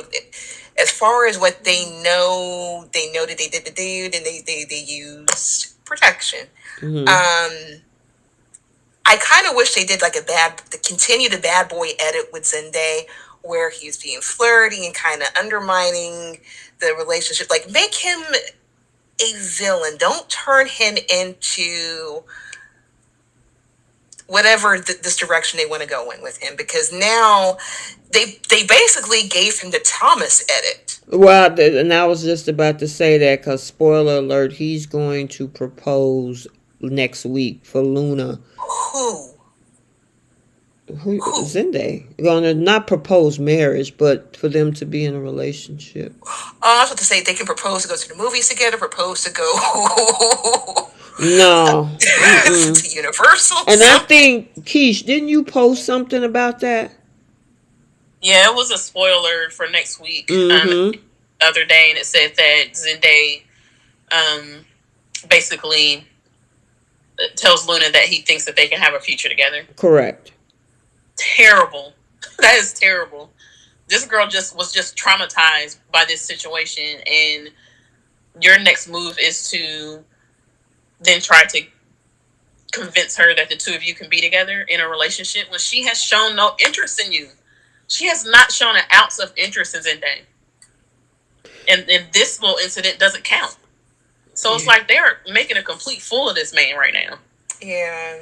I mean, it's bad. I wonder how, and I mean, obviously, this is a job for him.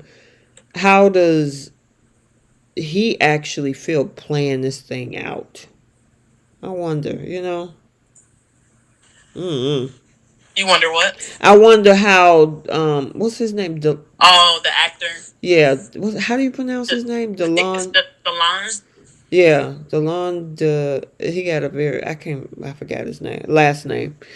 But I wonder how when he saw this script. I wonder, was he like, oh my gosh, you know? What'd you say? And I said I wonder that same thing. I will say though that him and Lisa Yamada did a great job this week acting out the scenes. They really did, and this whole storyline is so frustrating and so infuriating, and just the whole way it came about. The drinking, the mints. We couldn't see it coming, like a freight train.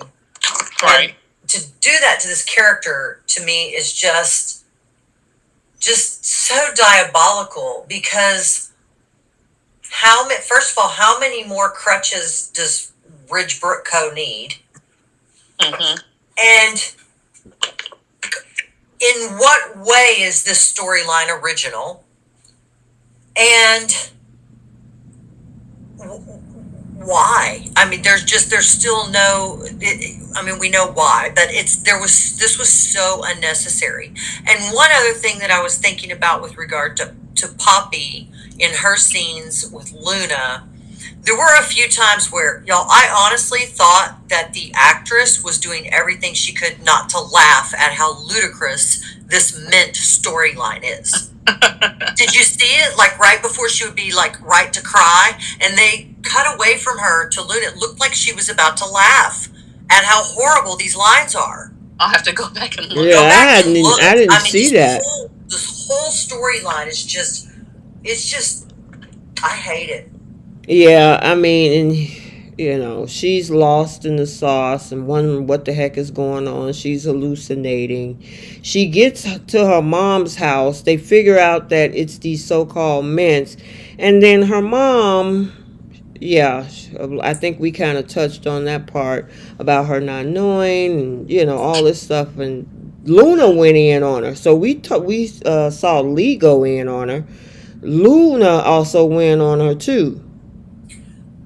Well, and if you look at the emotional effects of the fact that Luna was the virgin and had only been with one person the night before for the first time, and then you add to that the fact that, poor Zende, she does not want him. He does want her. And because he said something to her And then there she was waiting for him, not him, raising her arms to him, not him, saying, I've been waiting for you, not you, because she's having a hallucination after a couple of glasses of champagne and a dozen mints. I, I, I just can't believe he's completely not only rejected, but dejected now. He had to stand there and hear her say how horrible her life is now because she was with him. What is this doing to this guy's mind? Yeah. Right. And they cut the camera to him when she said that. Did y'all notice that? And he just looked like, wow. He was punched in the gut. Yep. You know, I mean, he's so messed up. He was getting stomach aches when he was in the design office today after, the whole altercation between the mom, which we got to talk about that too. He's throwing things across the design room. This is the Thomas edit. Mm-hmm. Complete Thomas edit. Unnecessary. Worse. Mm-hmm. It's terrible. Now, what do you guys think about, because there's mixed reviews on this. There's some people that said that Poppy reacted because she actually thought that he did something. And then there's other folks that were saying that she tried to come at him because she wanted to make it look like it was all his fault, not hers. I agree with that. Yep. She's trying to avoid any form of accountability. She'll say she's sorry, and then if there's any scapegoat that she can take, she'll take it, which is what she's been doing. She had absolutely no right to push or put her hands on this man. Yep. Mm-hmm. Your daughter came to you and told you what she did, and that it was agreed upon, not going to say the C word, it was agreed upon between those two people that everything was okay, I guess. I'm reaching for you, and you're coming to me, and here we go. Yeah. So, but it came okay, out of nowhere because she felt guilty. You knew exactly what your daughter did. You felt guilty, but when it pushes just the lack of accountability. Yeah, I mean, Luna gave her the full story of everything that happened. And then when he comes over there, she lunges at him saying, did you do? And did you see Luna's face like, really, Mom? That's what you're doing? Yeah. Luna's expressions for her mother. Oh my goodness. I could not. I don't know how Penelope is just. She should be scared that Lee might come and jump in and try to put Luna underneath her wings. Because the way it looks like, I don't think she's going to have that same relationship with her daughter again. Yeah. Which I'm surprised. Now, here's the other. Oh, I'm sorry, Keish. Go ahead. Oh, no, you're fine. I was just saying I'm I'm kind of surprised. Like, I understand Luna being upset, but I thought she was going to be mad at her mom for like 5 seconds, and then they were going to cry it out and be okay. Yeah, that's what you said in the Keish. That's what you had said in the chat the other day. Because I think we were talking about that, and you was like, she'll be over in about 5 seconds. Yes, I'm surprised that they have her reacting this way. Mm-hmm. But so one of the things in RJ's dialogue this week was when he was talking to Liam, he was talking about how Poppy is a free spirit, and he said, Luna and her mom are close. Luna is completely opposite of her, and I'm like, oh, okay. Well, I guess they can be close and still be opposites. So if they're opposites and Luna isn't a free spirit like her mom, it makes sense that this will put a rift between them. It worked for Brooke and Hope. What'd you say? It worked for Brooke and Hope. Yeah, back in the day. Mm-hmm. Yeah, back in the day. Such an innocent time. What worked for Brooke and Hope? That whole, remember Hope was trying to be Miss Innocent and, anti-Brooke. Anti-Brooke. Oh, gotcha. Yeah. But I didn't like the fact that, honestly, I did not like the fact that Poppy put her hands on that man. Yeah, I didn't. Nope. You know, Especially if your daughter explained to you this situation. exactly. You knew what this was, and then you trying to make it look like, how dare you, blah, blah, blah, you know. And I'm like, No, hold on, hold on. if your daughter told you it was the other, then Mm-hmm. by all means, Right. no holds barred. But that's Exactly. not what happened. Do you Exactly. that that Luna is gonna move out of her mom's house? Oh, probably. Well, okay, so let me ask you a question because this is something that I kind of talked about. Was it in a standalone video or what? Do you think that this whole thing about not knowing and the hallucinations and all this is a stepping stone to her paternity that could possibly be Finn? Yep, 1000%. Because if she don't remember any of that because of what happened, could it be possible that if Finn is the father and he don't remember, that this is how it happened? No. Because he could have thought that he was with somebody. Poppy could have thought she was with someone. They both took the meds and then something happened. Unless, like they were saying, Poppy has a tolerance level. So maybe she was able to kind of recollect after the fact, hey, I did this, but I'm going to keep this secret. She loves keeping secrets, as we can see. Mm-hmm. She loves to keep a secret, which So is why she was that kind of girl. I know, right? Now, Keish, you said no. No, I don't think that that's what this is leading to. And I Okay. would be disgusted if they went down this road. Mm-hmm. Again, it would be another situation of Oh, it'd be a double whammy.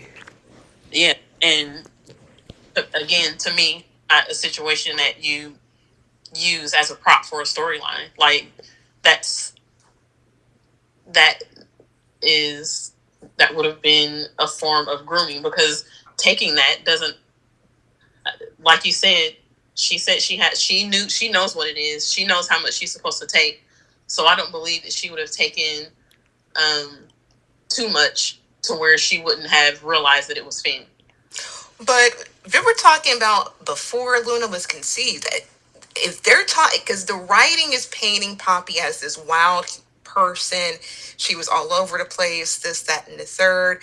I wouldn't think she would have the right mindset to begin with then. Maybe now, 20 years or so later, yes, but then while she's young, Finn was finished his first year of college. I can see that happening though.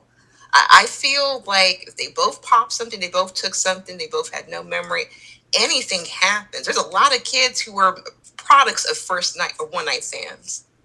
Oh, Yeah, yeah. we're talking about like I can't imagine a situation where I would mistake someone that I've known since birth Yep. as someone that I would want to do that with. Like she's known this man since he was a baby and has grown up with him calling her aunt.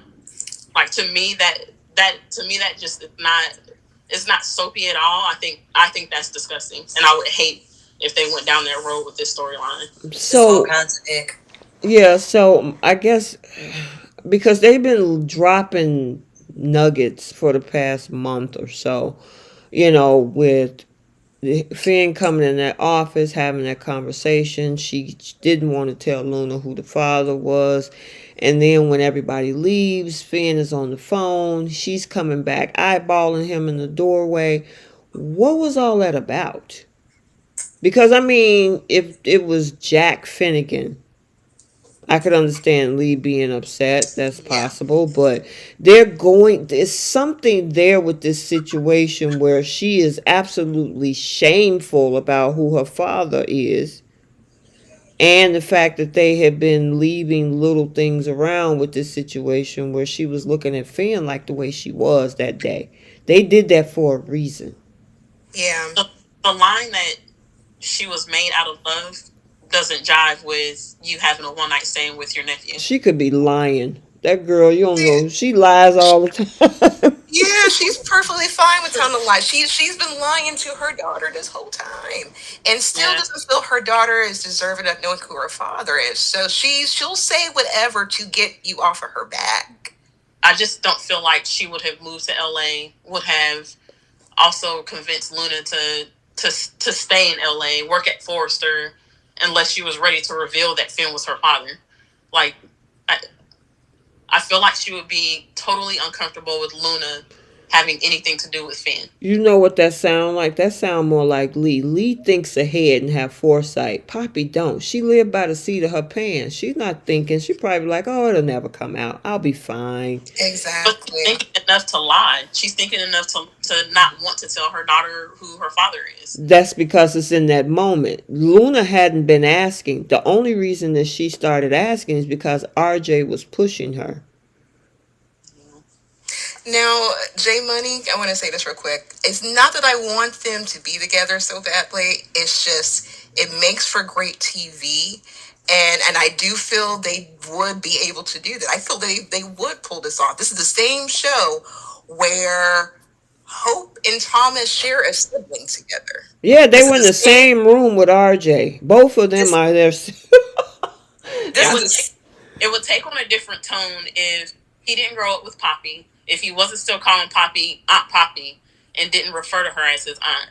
It would be totally different. If she had just met Finn as an adult because her and her sister were so estranged that she never spent any time with him, different story. But he knew Luna as a kid because he talked about when he would take Luna to get ice cream or would take her to some restaurant. And she got that's how they found out she had a seafood allergy.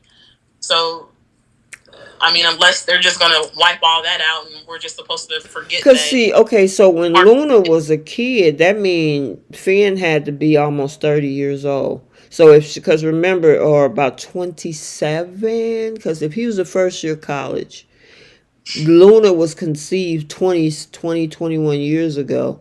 He was in college 21 years ago, which he's now almost 40. Then by the time she was a kid, able to run around and go to the store and all that, he would have been in his mid to late 20s. Am I correct? Yeah. My point in saying that is I just don't see a situation where if she knew that Finn was her father, that she would allow Finn and her to have a relationship. Because it wasn't until she was a little bit older when she became estranged from her family. Because that's how her and Finn were able to hang out the way they were, was because she was around at some point. And then her and Lee, I guess, their relationship fractured and they didn't see each other for years until now. Well, they going somewhere with this whole thing. I mean, I can understand where you're coming from because, I mean, that does make logical sense, but we talking about Belle. Yeah, this is beautiful. I think it's gross. They pushed the envelope with the Zende thing. I mean, you know. But I'm not understanding how I understand that, and how that particular storyline is gross. But we get excited for Soap.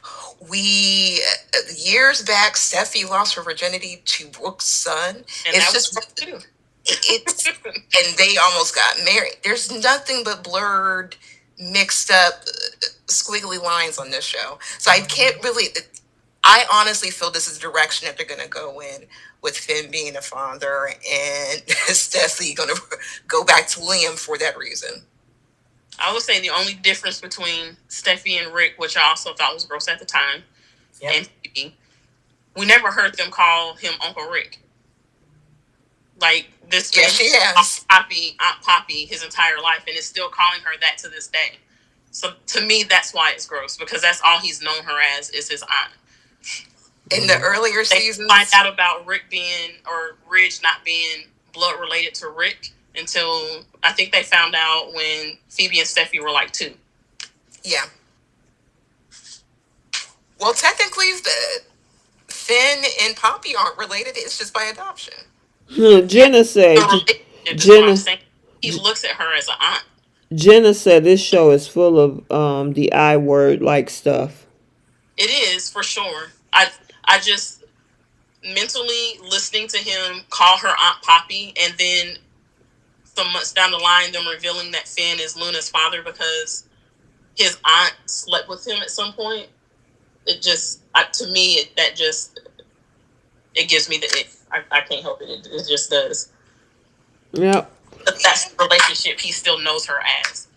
Yeah, well, we'll find out soon enough. I would have, I mean, next week is going to be a whole mixed bag of different things, but um, yeah, that paternity is hanging in the balance out there, and there for whatever reason they wanted to show us what they showed us. So I guess we'll see what direction they're going to go into. Who Luna's dad is, because they making it adamant that it ain't Bill. Yep, because they haven't even brought that up. This, Nope, yeah, they brought it up this week that it's not, it's not him. it's not him. So, because at first that's where we were. Everybody thought, oh, Bill got another kid. They kicked Wyatt off the show to give him a daughter. Nope, that ain't it. And I'm glad they didn't do that. Thank you. Thank you. Okay. Now we gotta talk about them trying to keep this a secret, because Poppy don't want this to get out. Why do you think she truly don't want this to get out? Is she actually worried about her daughter's reputation and her daughter's relationship, or is she's worried about this getting out to cover her butt? Both. It's to cover her butt. I think she's more scared of what Lee is going to have to say than anything. It's like, That's exactly what I think. It's Lee. Yeah. You think so too, Trish? Yeah. Mm-hmm. I think she's worried about both, but I do think it's more self-serving. Yeah, I think it's self-serving. That's like she like, shoot, that can't get out. I don't want to get in trouble, especially with. You want to convince your daughter to lie to her boyfriend. Yeah, that's crazy. And then what I did not like is Zende agreed with her.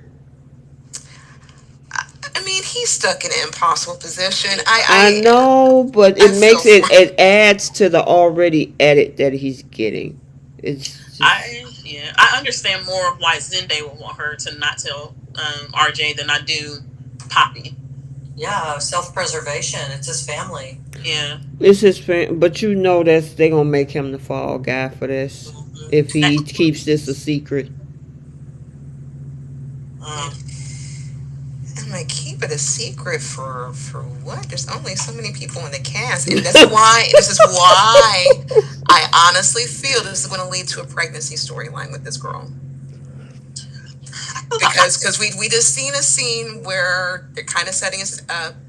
Brooke and RJ already were talking about how sweet and amazing this girl is. As soon as they find out that girl is pregnant, I will not allow this. I hope Brooke turns on her, because if she forgives this girl and Poppy, we got issues.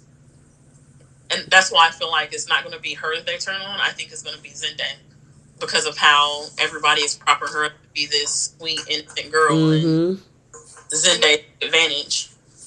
And I'm like, what did you do, girl? You found Eric Stapler. That's it. Yeah. I forgot about that stapler. Being this grown, experienced man, and he should have known better. I feel like that's where they're going to go with this. Because, see, the problem... Oh, go ahead. Oh, I'm sorry. I had a quick question. I saw something online. They said Luna couldn't tell the difference. Hey, y'all, I guess it was high enough. No, wait a minute. Trish can't get it out. So I'm just going to guarantee you that if this is what people are saying that it is, that it was CBD or even THC, there ain't going to be hallucinations. There's going to be brownie eating. So I don't know what was in those mints.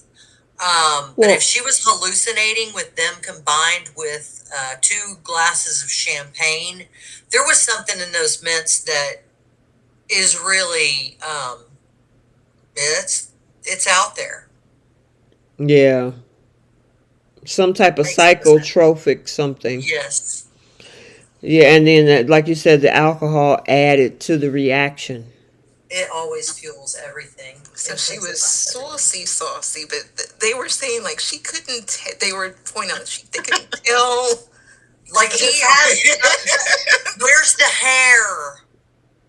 So, Where's the hair that we grab when you were with RJ. Oh, that wasn't the difference I was referring to. Oh my God. I was trying to be nice about it. You silly. Oh my gosh. I guess here's the other question, because a lot of people on social media were saying he wouldn't even be in this situation if he just, knowing that this is not his girlfriend, that he shouldn't have slept with her in the first place. What do y'all think about that comment? Well, in his mind, he's thinking, man, I just told her she knew where I was, and evidently she liked hearing that, and here she is for me. I do think I would have had some questions if I were him, considering that she has done nothing but shut him down.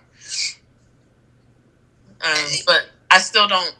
I'm still not blaming Zende. Like she offered and he accepted with no questions. So most men are going to do that. But most women would too. Yeah. Yeah, I was wondering, because I mean, like I said, I've seen that. Like, you shouldn't have been there in the first place. You know that's not your girlfriend. I don't care what she said. You should have called somebody. So I kind of wanted to get you guys' thoughts on that. I will say, I was about to say something, and then I realized I'm wrong. I actually do know a woman who dated an older brother and then dated the younger brother and married the younger brother, but there was no crossover. But would you want? I mean, would there be so much of a pull that you would want to date? And this could be said with also couples and the couples that have had other couples. Like, it's like double dipping the ranch dip.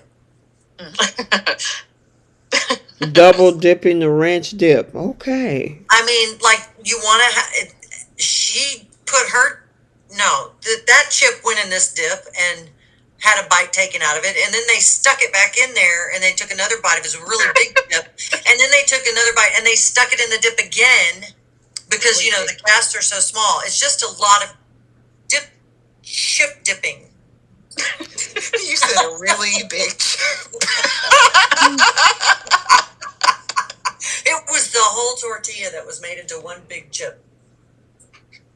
But you know what I'm saying? It's like, it's your cousin. Like, you're gonna see each other at family events, and I know. I don't know. Let me ask you all this other question, because Jenna is asking, why isn't anybody talking about RJ in this?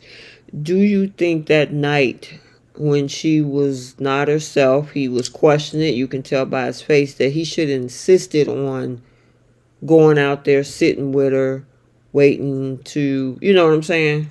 Uh-huh. I will say that not only should he have been out there, but he should have not. You don't let a tipsy young woman get into an Uber alone. I'm just saying. Yeah, you have the option to drive her. You should have just driven her. You should have done it. You leave with the one you came with. You're responsible. And if he was that lazy, he could have stood in front of the door. Or he could have been like, look, I mean, Eric got what you call Bree, his house, the GCAC. It's Eric's GCAC. He got 1,000 bedrooms up in there. He could have said, look, Luna, go upstairs, lay down, I'll stay with you. You don't just let her. There were options. Yeah. Tons. I mean, that house, and I could listen, Eric and them would have understood, oh yeah, go upstairs, find a room, lay down, sleep it off. He would have called her mom saying, hey, she's going to stay with me at my granddad's house because she's not feeling well or whatever. Right. No, you let her walk out the door wobbly and giggly. Yep. So. And that's someone that he loves. We done heard several episodes how much he loves this girl. Yeah. Not that much. You were strong, independent. You get in the car by yourself. Right. So. And the car wasn't even there. So basically, you wait outside in the dark by yourself. Exactly. I would go out with a platonic friend and wait together. Like, I would. Exactly. Like, this isn't even about, being in love with someone. This is like common sense in today's world. Right. I mean, it's all types of things on his property. Cement fountains and water ponds and all types of stuff. I mean, what if she couldn't? She could have fell out on the ground somewhere out there as far as he knew it. So I don't know. That whole thing was weird, and I just had to bring that up because I know Jenna was like, "Look, why are we not talking about RJ? Yeah, he got some yeah, a little bit in this too." So He's still his daddy's son. We're not going to expect him to make great decisions, but he's there. Aditya said they're going to use this. They're going to use this Luna situation to turn him into Rich Forrester Jr., the player. I can't even. I'll keep my mouth shut. Yeah, I won't. I see that with that actor. wait a minute, turn who? You talking about RJ into? Okay, yeah. okay. Into the like old school Rich. RJ, I guess jaded as far as women go. Yeah. Because earlier the Ridge was going through women like water, so I can't see RJ doing that. That should have been the Thomas edit right there. He should have been more like his dad now, and not try to chase and try to run up another female. But talking about RJ, I can't see RJ doing that. He's proven that he is. He had two beautiful girls that one day they were at the rooftop before Liam went to go see Hope in Italy. Oh yeah. They had the two beautiful girls. If he was that guy, he would be that guy. I can't see that with RJ. I can't either. Yeah.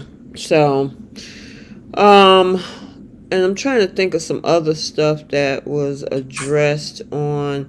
Oh yeah, because they was talking about how he's trying to take his girlfriend and how bad of a person he is now, and he's this and that.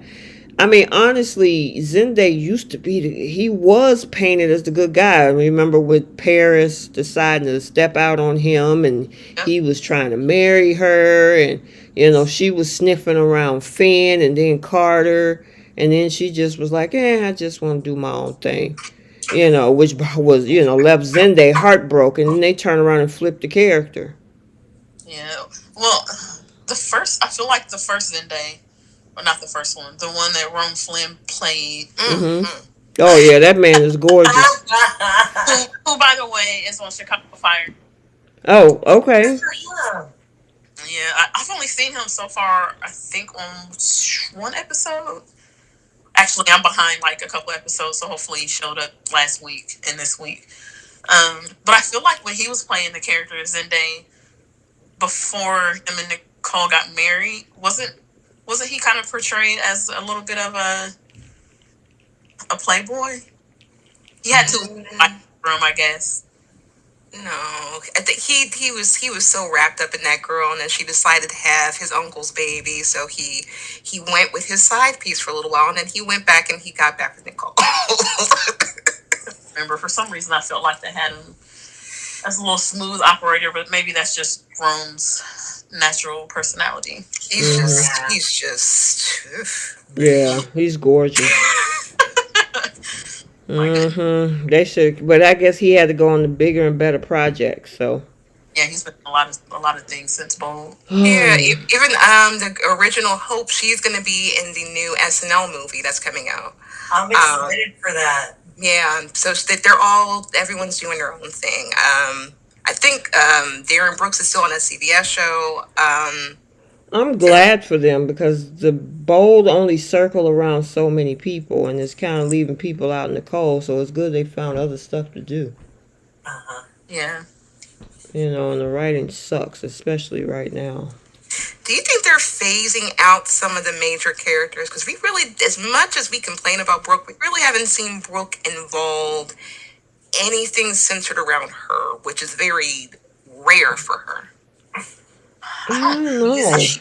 What the last big storyline was the little fake triangle between Tridge and Bridge, right?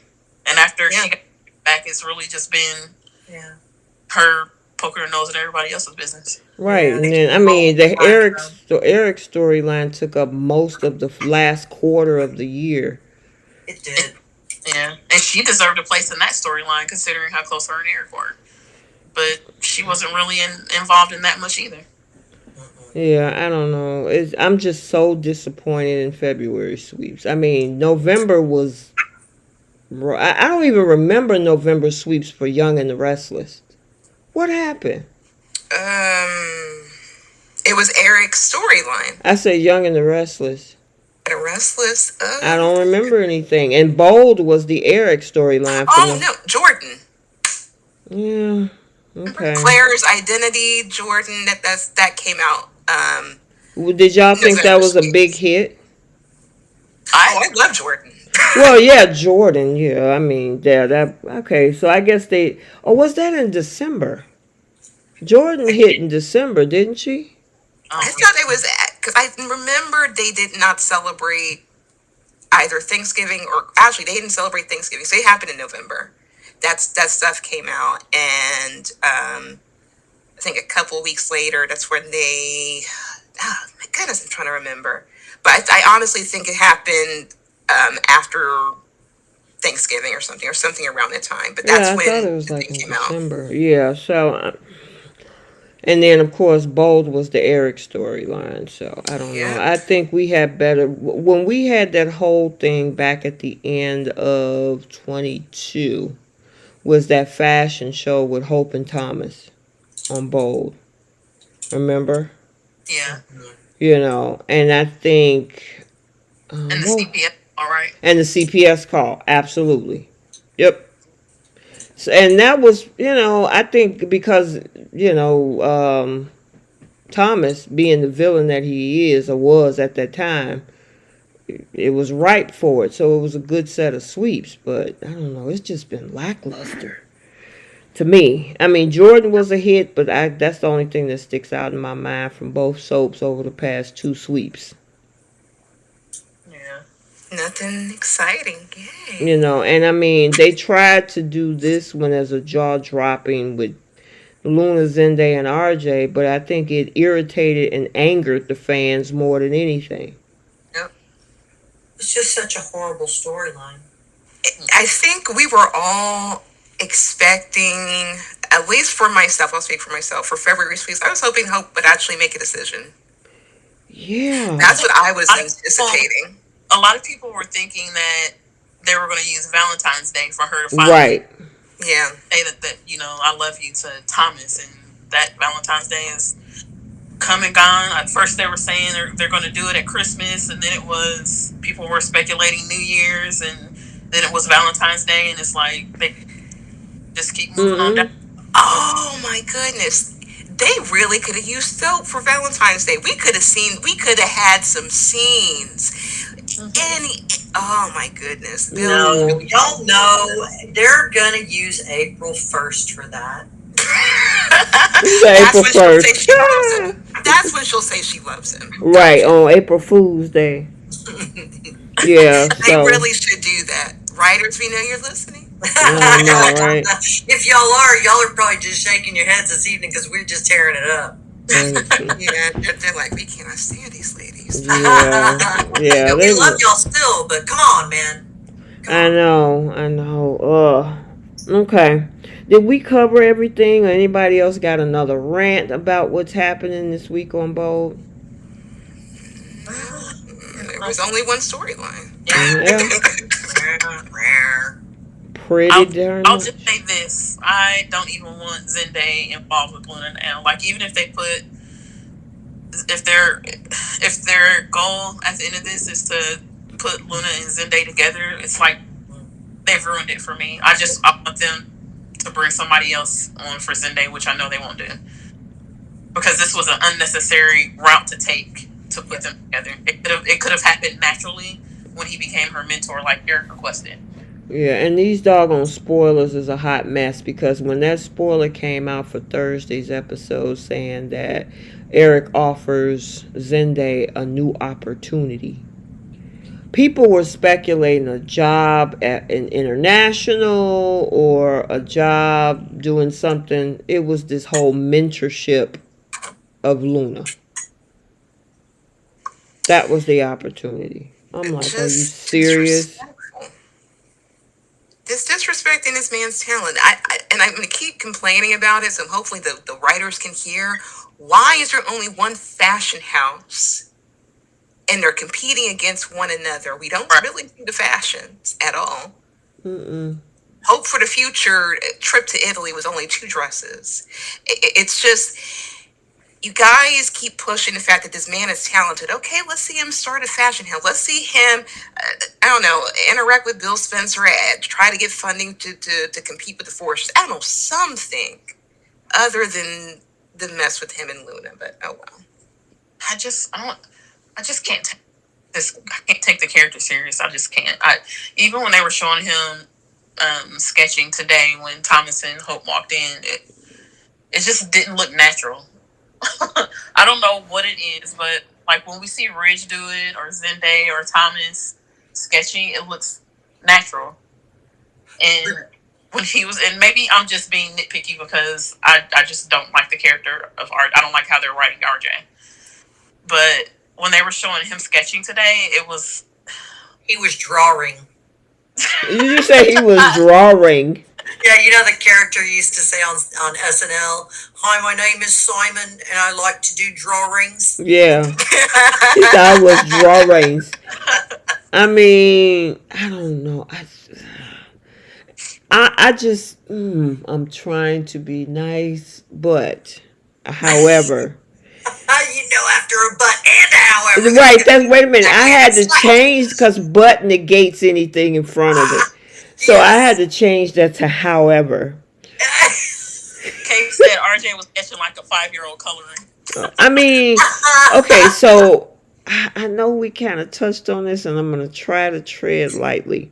Joshua Hoffman, I think he could be a good actor, but I just think this show might not be it. Yeah, I don't think soaps is his thing. I think I could see him in, I don't want to say Disney Channel, but He to me seems like a sitcom actor. I agree. I agree. Like a Joey Tribbiani. Like Oh that my sort of, gosh. like that sort of, not, I don't want to say douchey, but like, Yeah, but yeah. you get what I'm saying, right? Goofy. Yeah, like Kind I get exactly where you guys are coming from. Like I immediately thought of Joey Tribbiani. Same sort of personality, that sweet, handsome, but still kind of goofy. He fits that mold so perfectly well. Yeah. Okay, so let me ask you guys, thinking about the previous RJs, was there anyone that would fit better? For the adult RJ, Because there was the one that dated Coco, Sally Spectra's sister. Yeah, when he was like 16, 17. Yeah, Yeah, they he were was a babies. teenager. I actually like that RJ. I thought they made a cute couple. Mm-hmm. well, that's the Disney Channel for real there. For real. But I actually don't mind RJ. I don't mind the actor at all. He's that very handsome, very in shape. They just need to give him. You know, it would have been nice if Brooke got a taste of her own medicine, and maybe it's like a prediction, not a prediction, but like a fantasy story. Like, I wanted a whole, like a blonde or like a woman is to come and terrorize Brooke and try to go after RJ, especially knowing that he had the title, the name, and all this. And that would give a reason for Brooke to be like, I won't allow this. Like, if he had like a girl who was pulling his strings, like an Audra or something, try to sway him different directions, If he I had could his own see Brooke. that. Yeah, And exactly. then she becomes Stephanie. Exact. Thank you, see. See, they could even reuse the dialogue. There you go. Mm-hmm. J Money said he wants Coco to come back for Zende. No. For Zende? Yeah. Bree said, no. No, she didn't even see her sister in Genoa City. No, she okay. I'm kidding, J Money. I'm kidding. I don't As know. on that show and with RJ. I don't hate that idea. I would see RJ more with somebody like Faith. Yes, I agree. Hanging out with that group of kids with Maddie, Charlie, Faith, Moses. I think he fits more there. Do you feel that he needs more the act or the character itself? Forget the actor, but the character RJ needs more people surrounding his age group because they've already aged up Steffi, Finn, Liam, Hope. They're well in their late they're like my age. They're late 30s, early 40s. Do you feel that he's not able to really show off the character more, or or he's not really to show like who he is until he's maybe around more people his age? Do you guys feel that way? No, I honestly just think it's the writing they have and the way that he is just portraying that character in general. I don't think it. I I don't necessarily. mean, they've tried. I agree with you, Keish. Um, it's just I don't know what it is. I can't put my finger on it. I mean, they've been trying multiple hairstyles with him. They've been trying multiple outfits with him. He's a handsome guy. Yeah, it's just that they don't. It's like they don't know what to do with him. There's like I don't know his level of maturity, the way that he acts compared to Luna's. To me, it feels like they're in different age groups, and I know that I think they're around the same age in real life. Mm-hmm. But she, to me, for some reason, her character seems so much more mature than RJ's. Well, she's kind of if we're kind of comparing, contrasting, she's kind of like the original Hope, where she like she valued virtuous her, and all that. Yeah, valued her, V card and wanted to find the right guy and do this, and so they're writing her that way, same way they're writing Poppy with a slight Brooke edit. She's not getting the full Brooke edit, but it's similar in that way. But the actress who plays Luna and the guy who plays Zende, they have incredible chemistry. I wish. Right. They messed that up. Oh, God. Even from a picture, they have really cute chemistry. I honestly feel they need to bring Paris back, or bring, like Adisa said, like when Amber was going after Rick, they need to bring another Amber Moore back to go after RJ. I feel that would give like a good counterbalance as far as him and the characters, him and his personality. If he has someone who is more aggressive, more, I don't know, just Amber-like, I think that would kind of give him some edge, and I think that might, excite his character. No, we talked a lot about RJ. I saw two comments. Sharon Rizzo says that RJ is a mess. He just can't get into his character. And there was another comment that says, where'd it go? Where did it go? These comments are moving.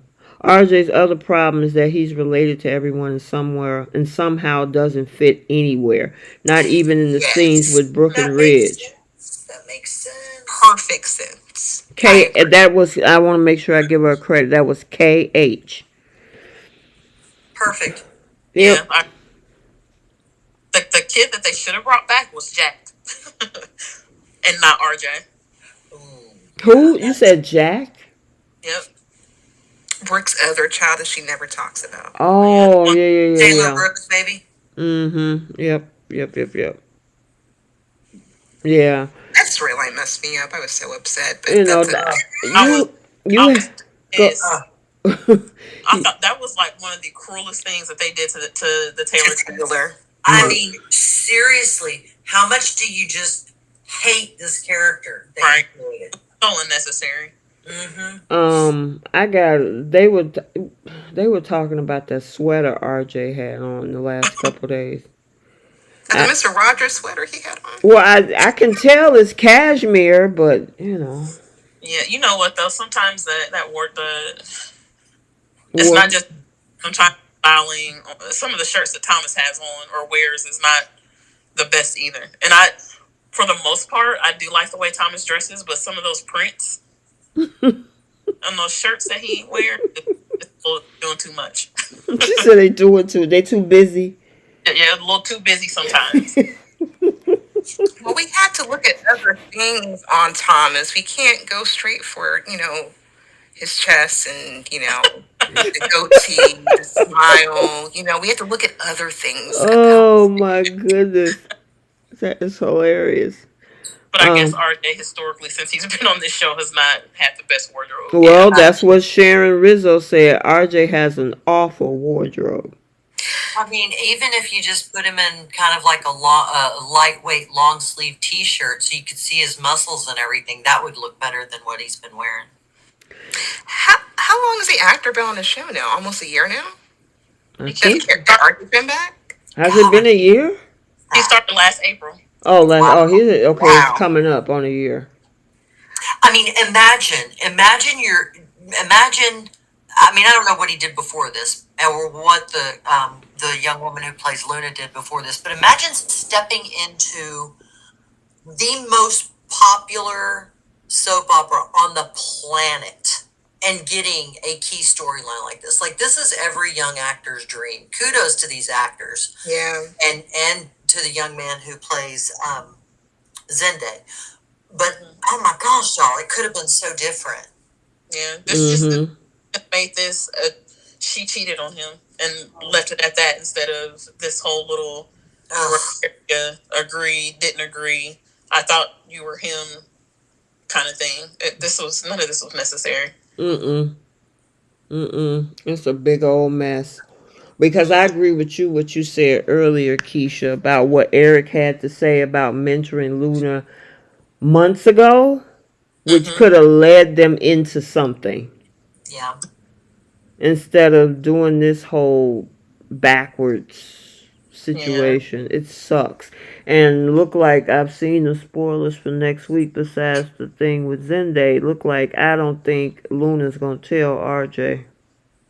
No, because that dadgum earring that she left behind is going to come into play. I'm telling y'all.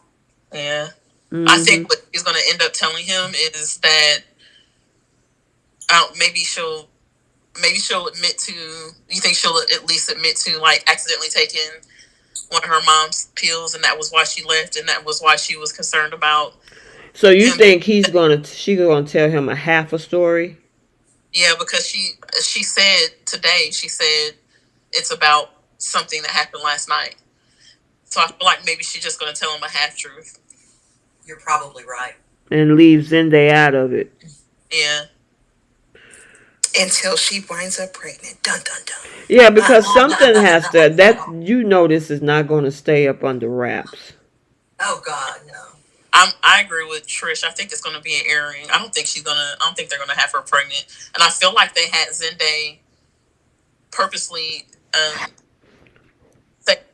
protection for that, because when do we ever hear them talk about protection? Right. And the other thing that annoyed me is as she's like freaking out, Zende, but last night was beautiful, what we shared was beautiful, and it's like, dude, you're not listening to her. Read the room, man. Read the room. Right. She's upset right now. She doesn't want to hear how beautiful that night was because she didn't think it was you. Right. Right. Again, but do you think he's thinking, because this is before he knew about the pills. I'm just throwing some scenarios out there. Do you think that maybe he's thinking that she has buyer's remorse? And that's why he's trying to convince her that it was beautiful. What do you mean? I feel like even though he didn't know about the pills, seeing that she's visibly upset and asking like what happened, I didn't, because she had already said, I thought you were RJ. Yeah, that's true.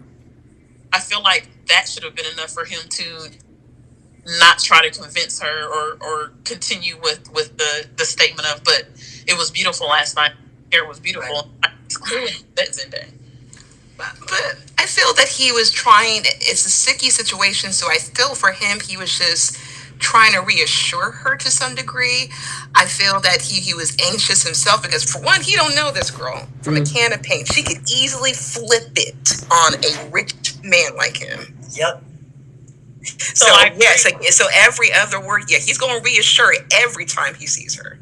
So when he was saying to her, when he started saying, I wouldn't do anything to hurt you, I wouldn't take advantage of you, that right there, yes. Him saying that to reassure her.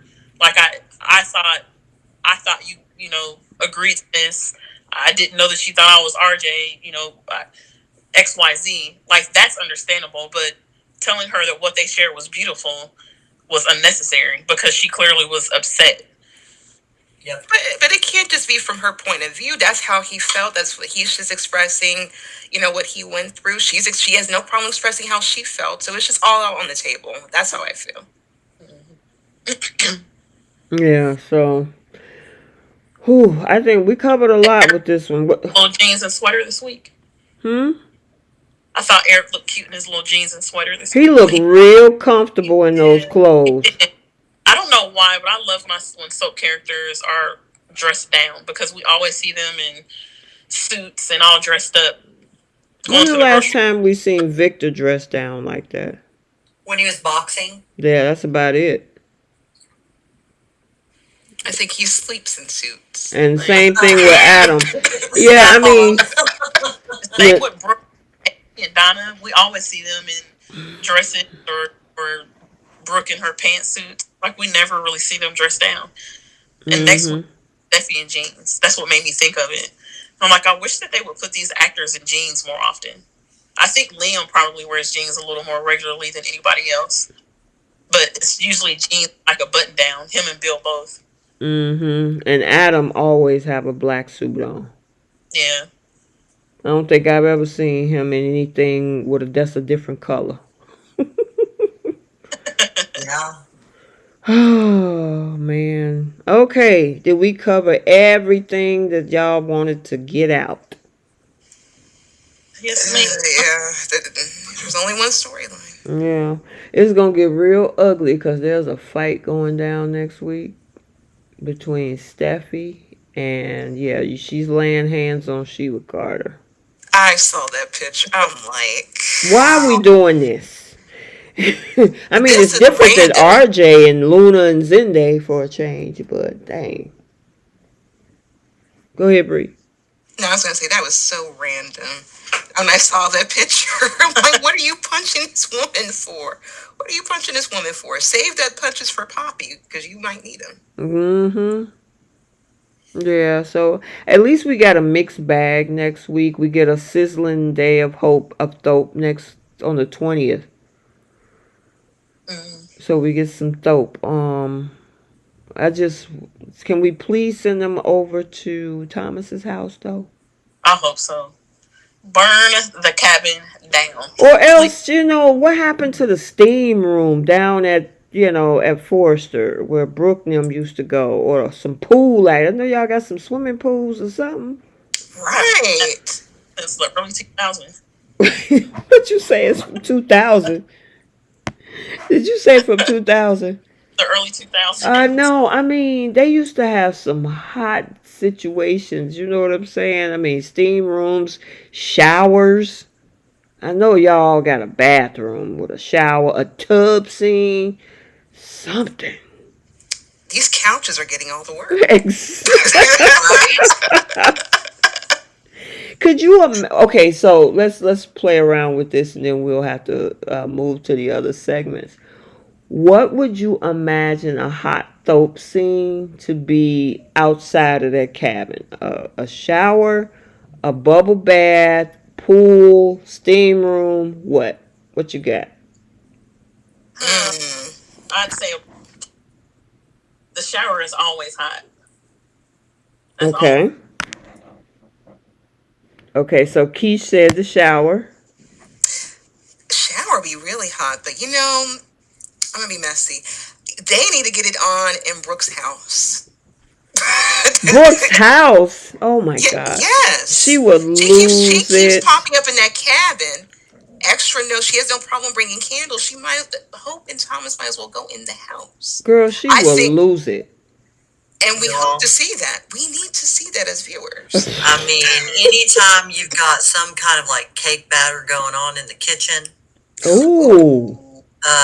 You got spatulas. Wait a minute. How long you been married, Trish? About 30 years? What? You've been married for about 30 years, right? 33. Is that the secret? Please do tell me. Yeah, baby. Oh.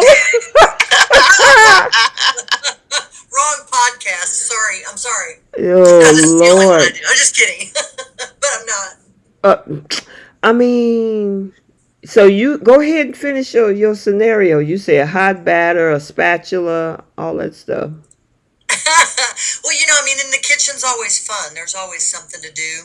I mean, and it doesn't have to go to the Cinemax level. You remember Cinemax Mm-mm. back in the day, but You it just could. do so much. We'll take it the rest of the way. I mean, he could prop Hope Yeah. up on top of a counter. We saw that on The Young and the Restless when it was Billy and Phyllis when it was Gina.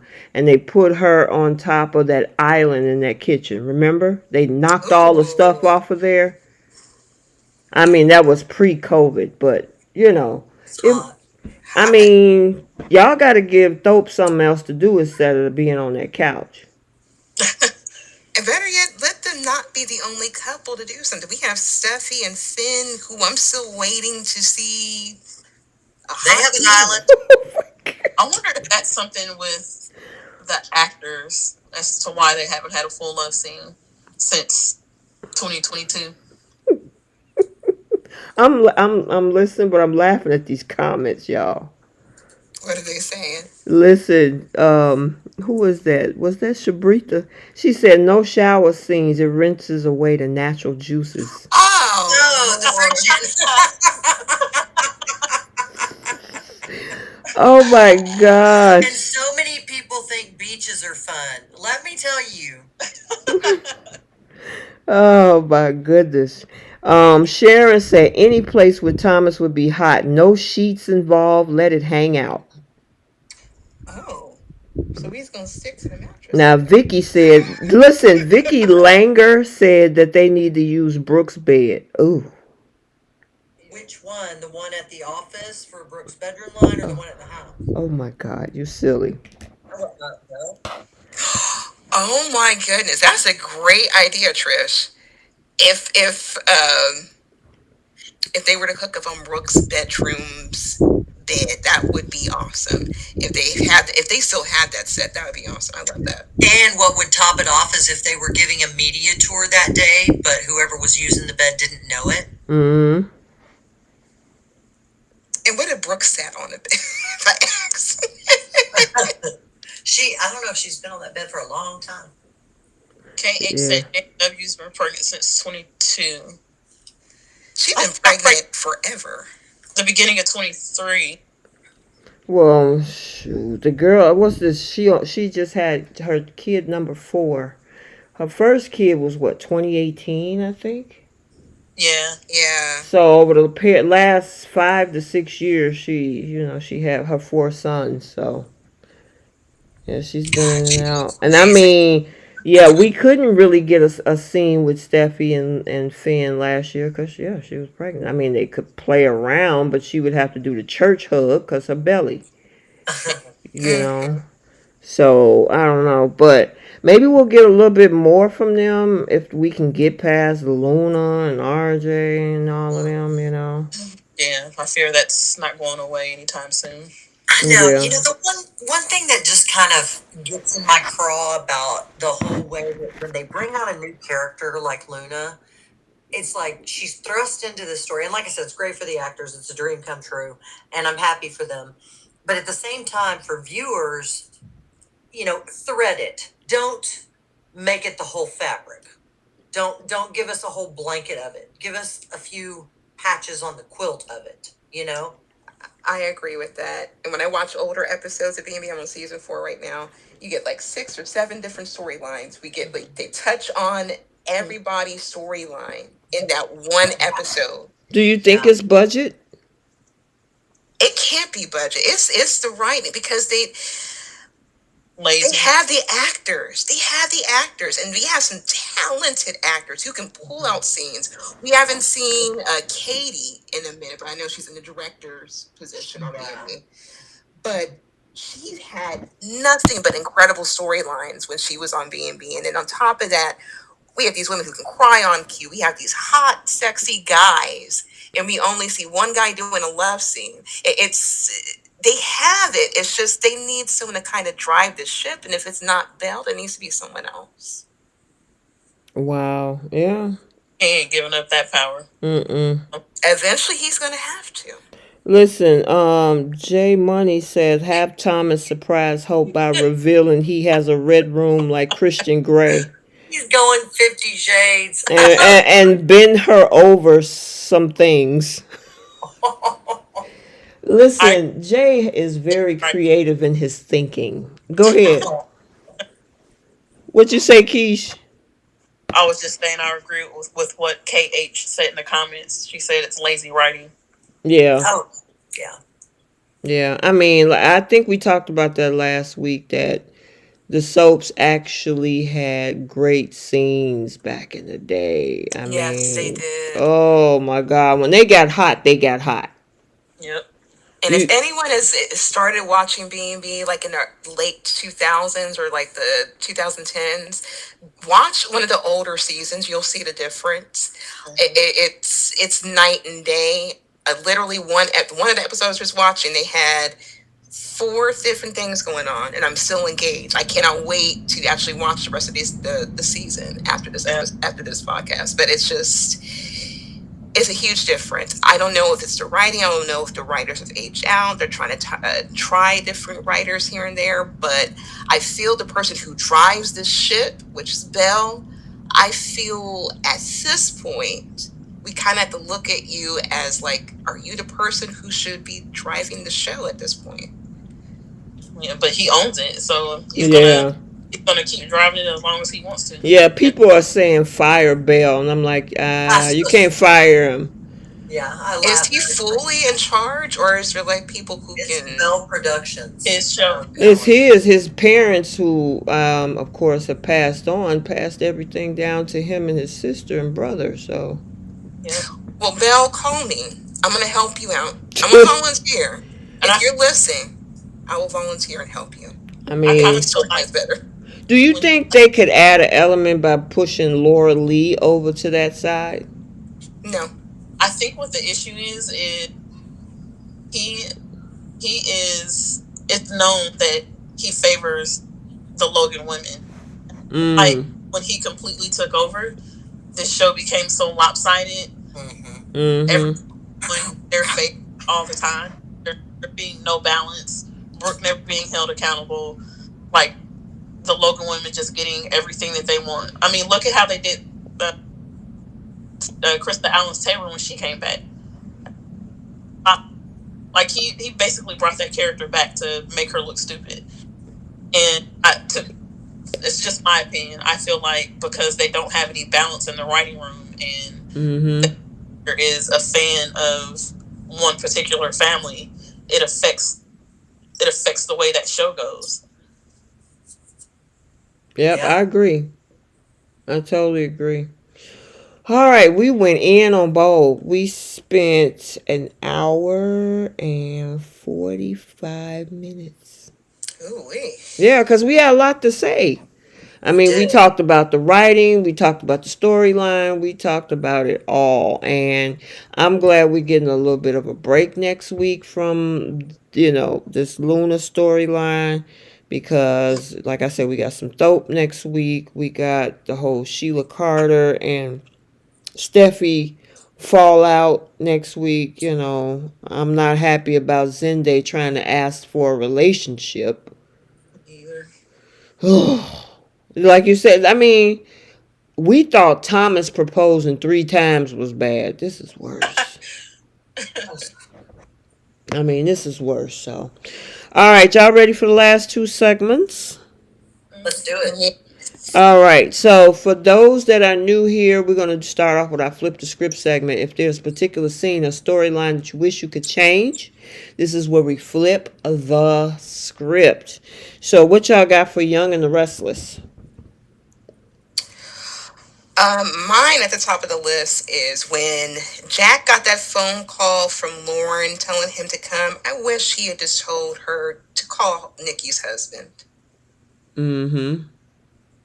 Okay. What you got, Trish? Honestly, I think if the whole Abbott name was going to be brought up, it should have been by Jill, not Billy. Oh, that's a good one. another way to make Billy look like an idiot, and it was just really clueless. And we'll see what happens, but it should have been Jill. Yeah. Or not at all.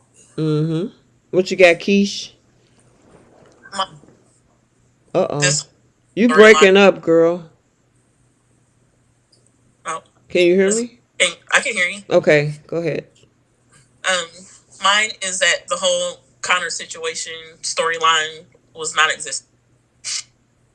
Yeah, I don't know what they. I agree with that. It's like, where y'all going with the Connor storyline? Yeah. Mm-hmm. Oh, we completely forgot about Connor. Yeah, exactly. Totally forgot about Connor. Exactly. We're not even invested in Connor because he hasn't been on screen forever. So why are they like? Whole storyline right now is revolving around.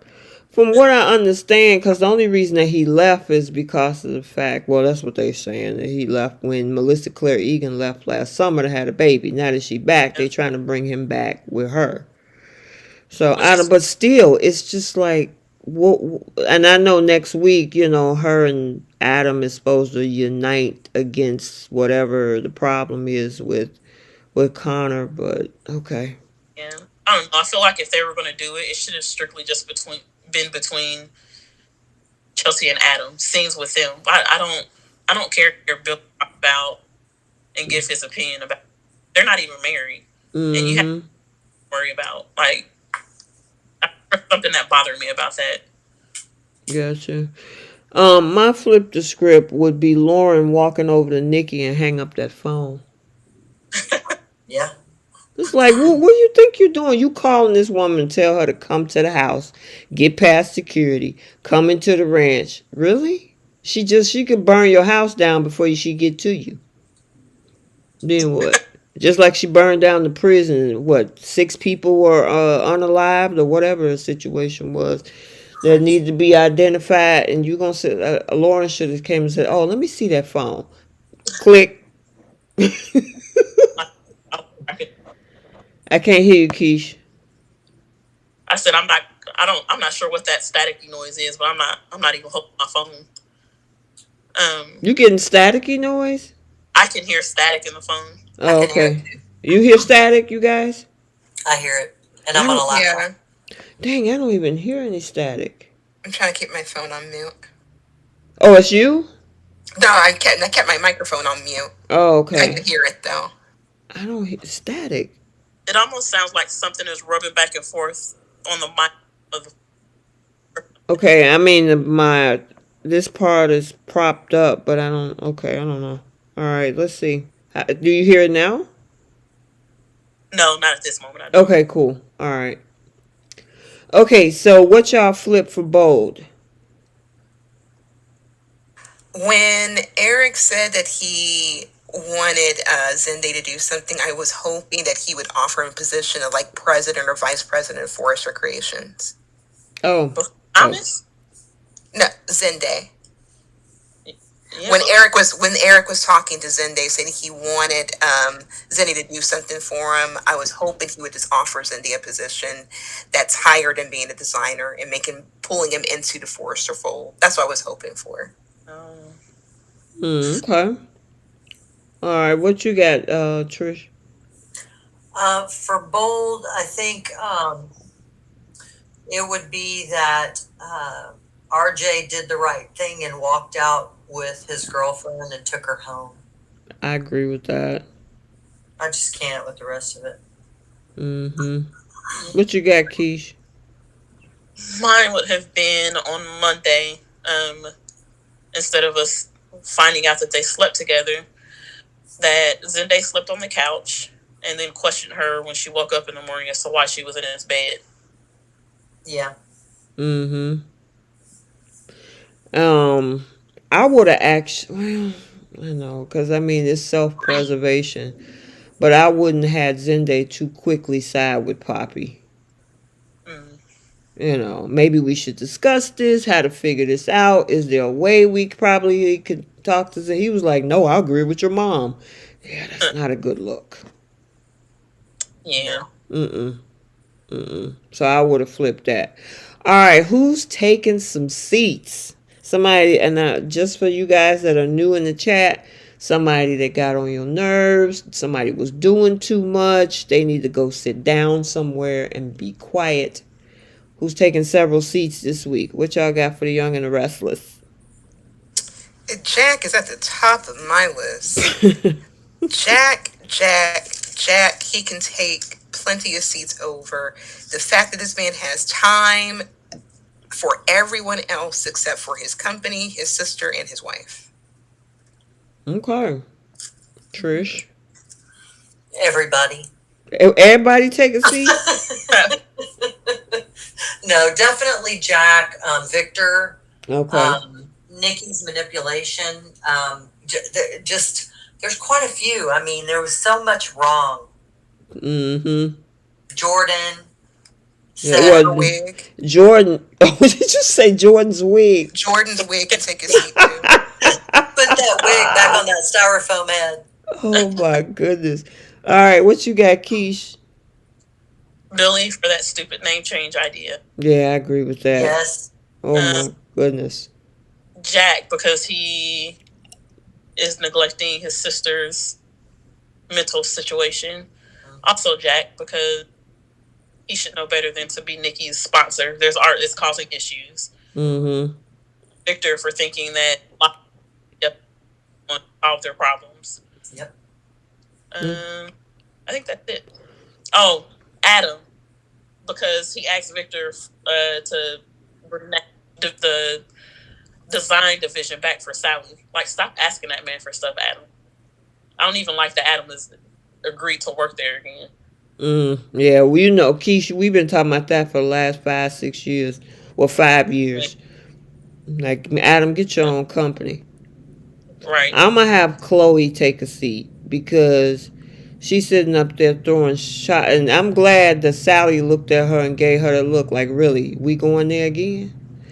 So, you know, Cuckoo Chloe gets a seat from me. Y'all already got Jack in the seat. And Billy.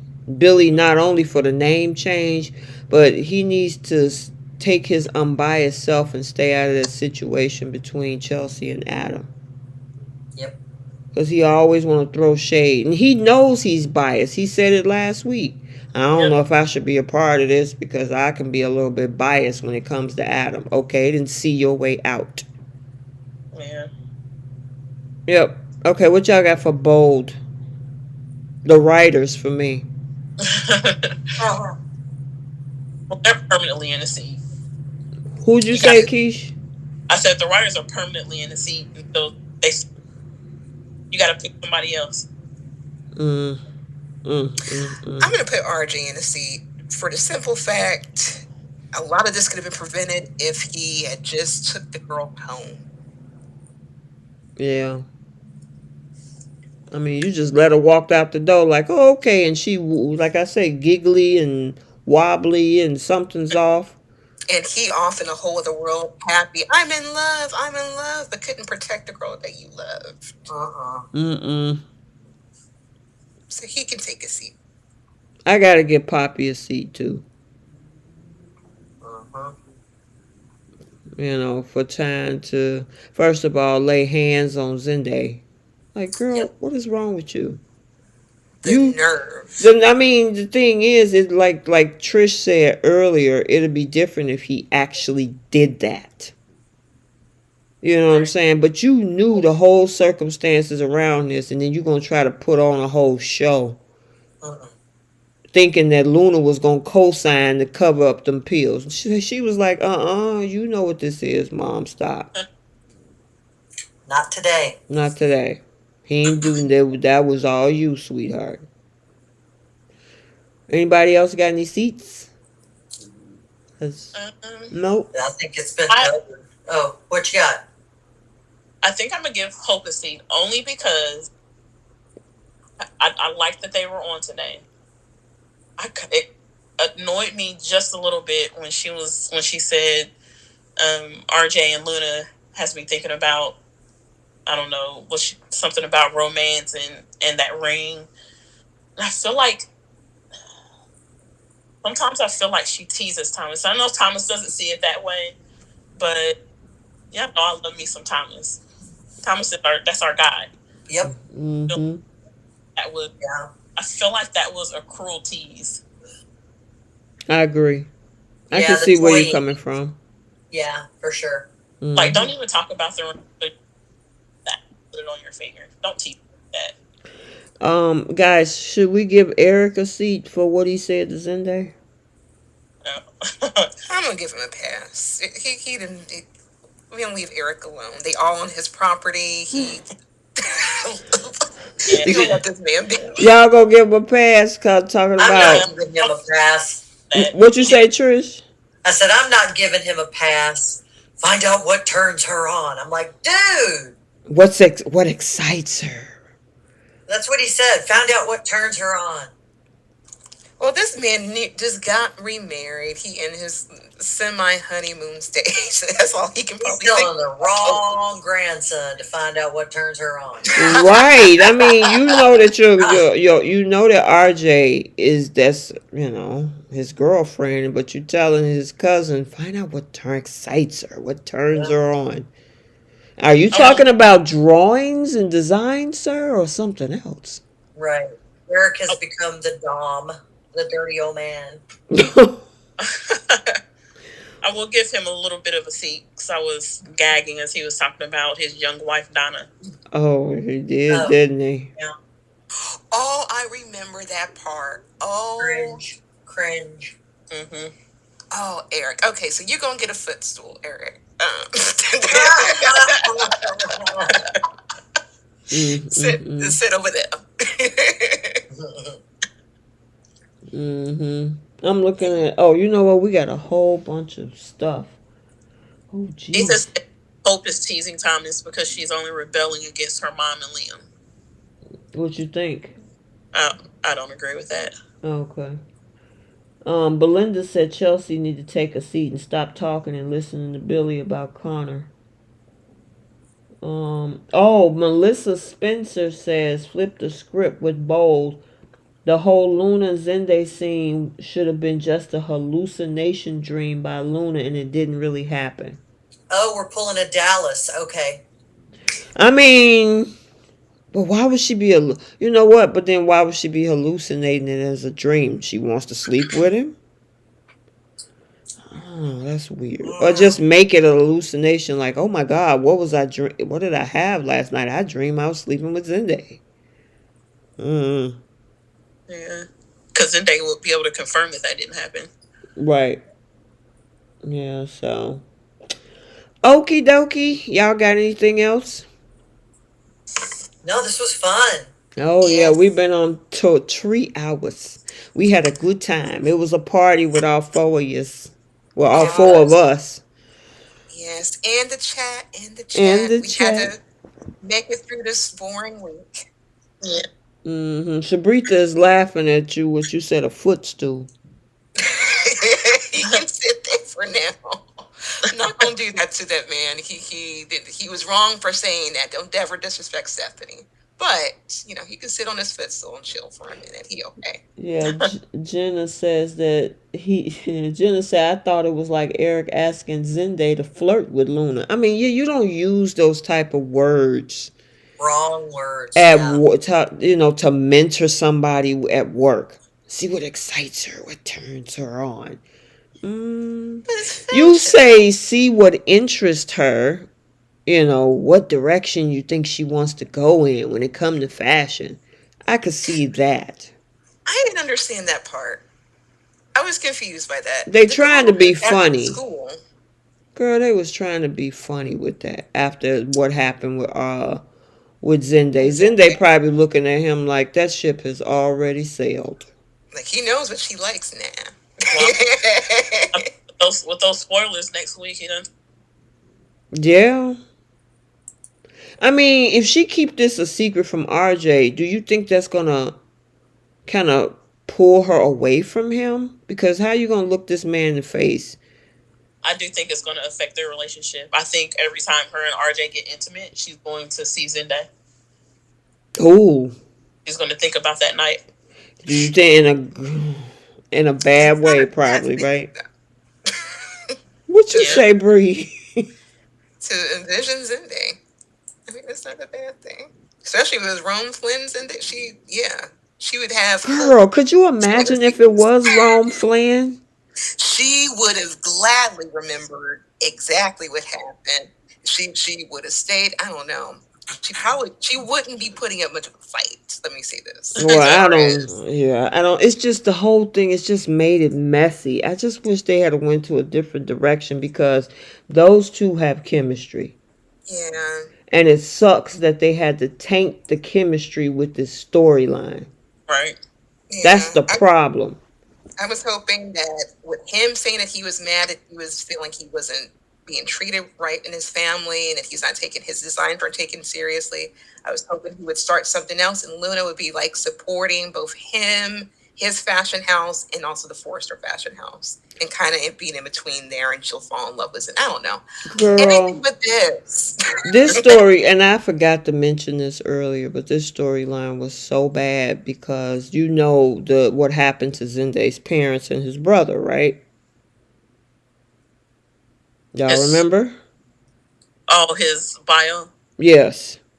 Yeah. And there people were saying that he has it too, and how he could be giving it to her. And I'm like, y'all done Yeah. lost y'all mind.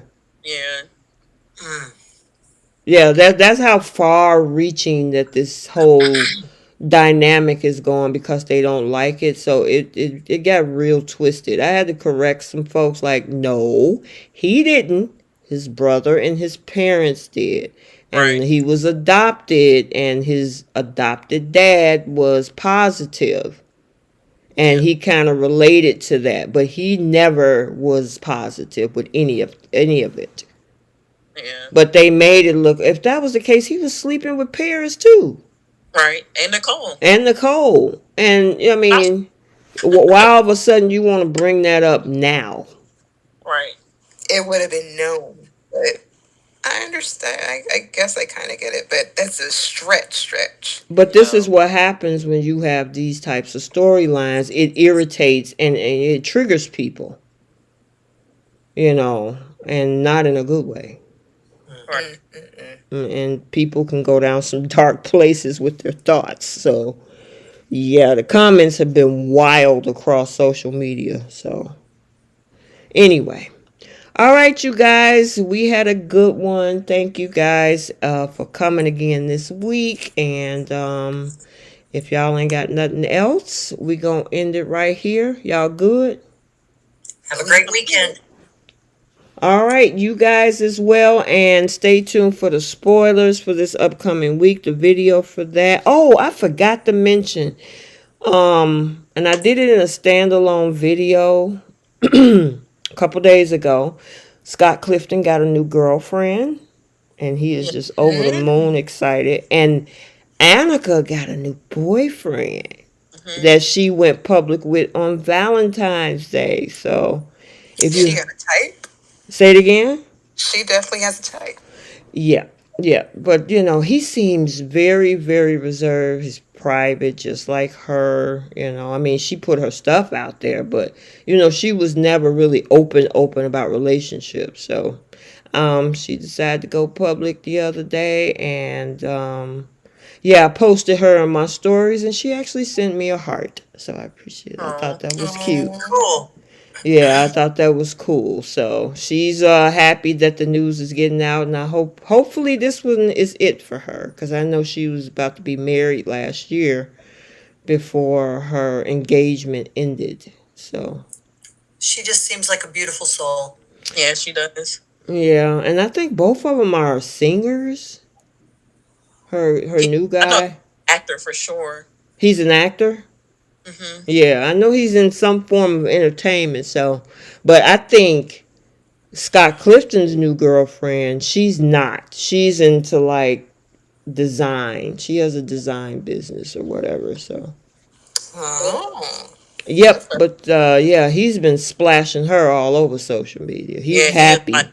head over heels. Yes, he is. I could see a proposal coming from him probably. I mean, she's been interacting with his son and everything. So, Oh, I yep. love. Yeah, me too. I mean, out of all the craziness, I like to put that stuff out there too. So, All right, you guys. Other than that, we will see you guys next week. Bye. Bye, everybody. Bye, Bye. guys.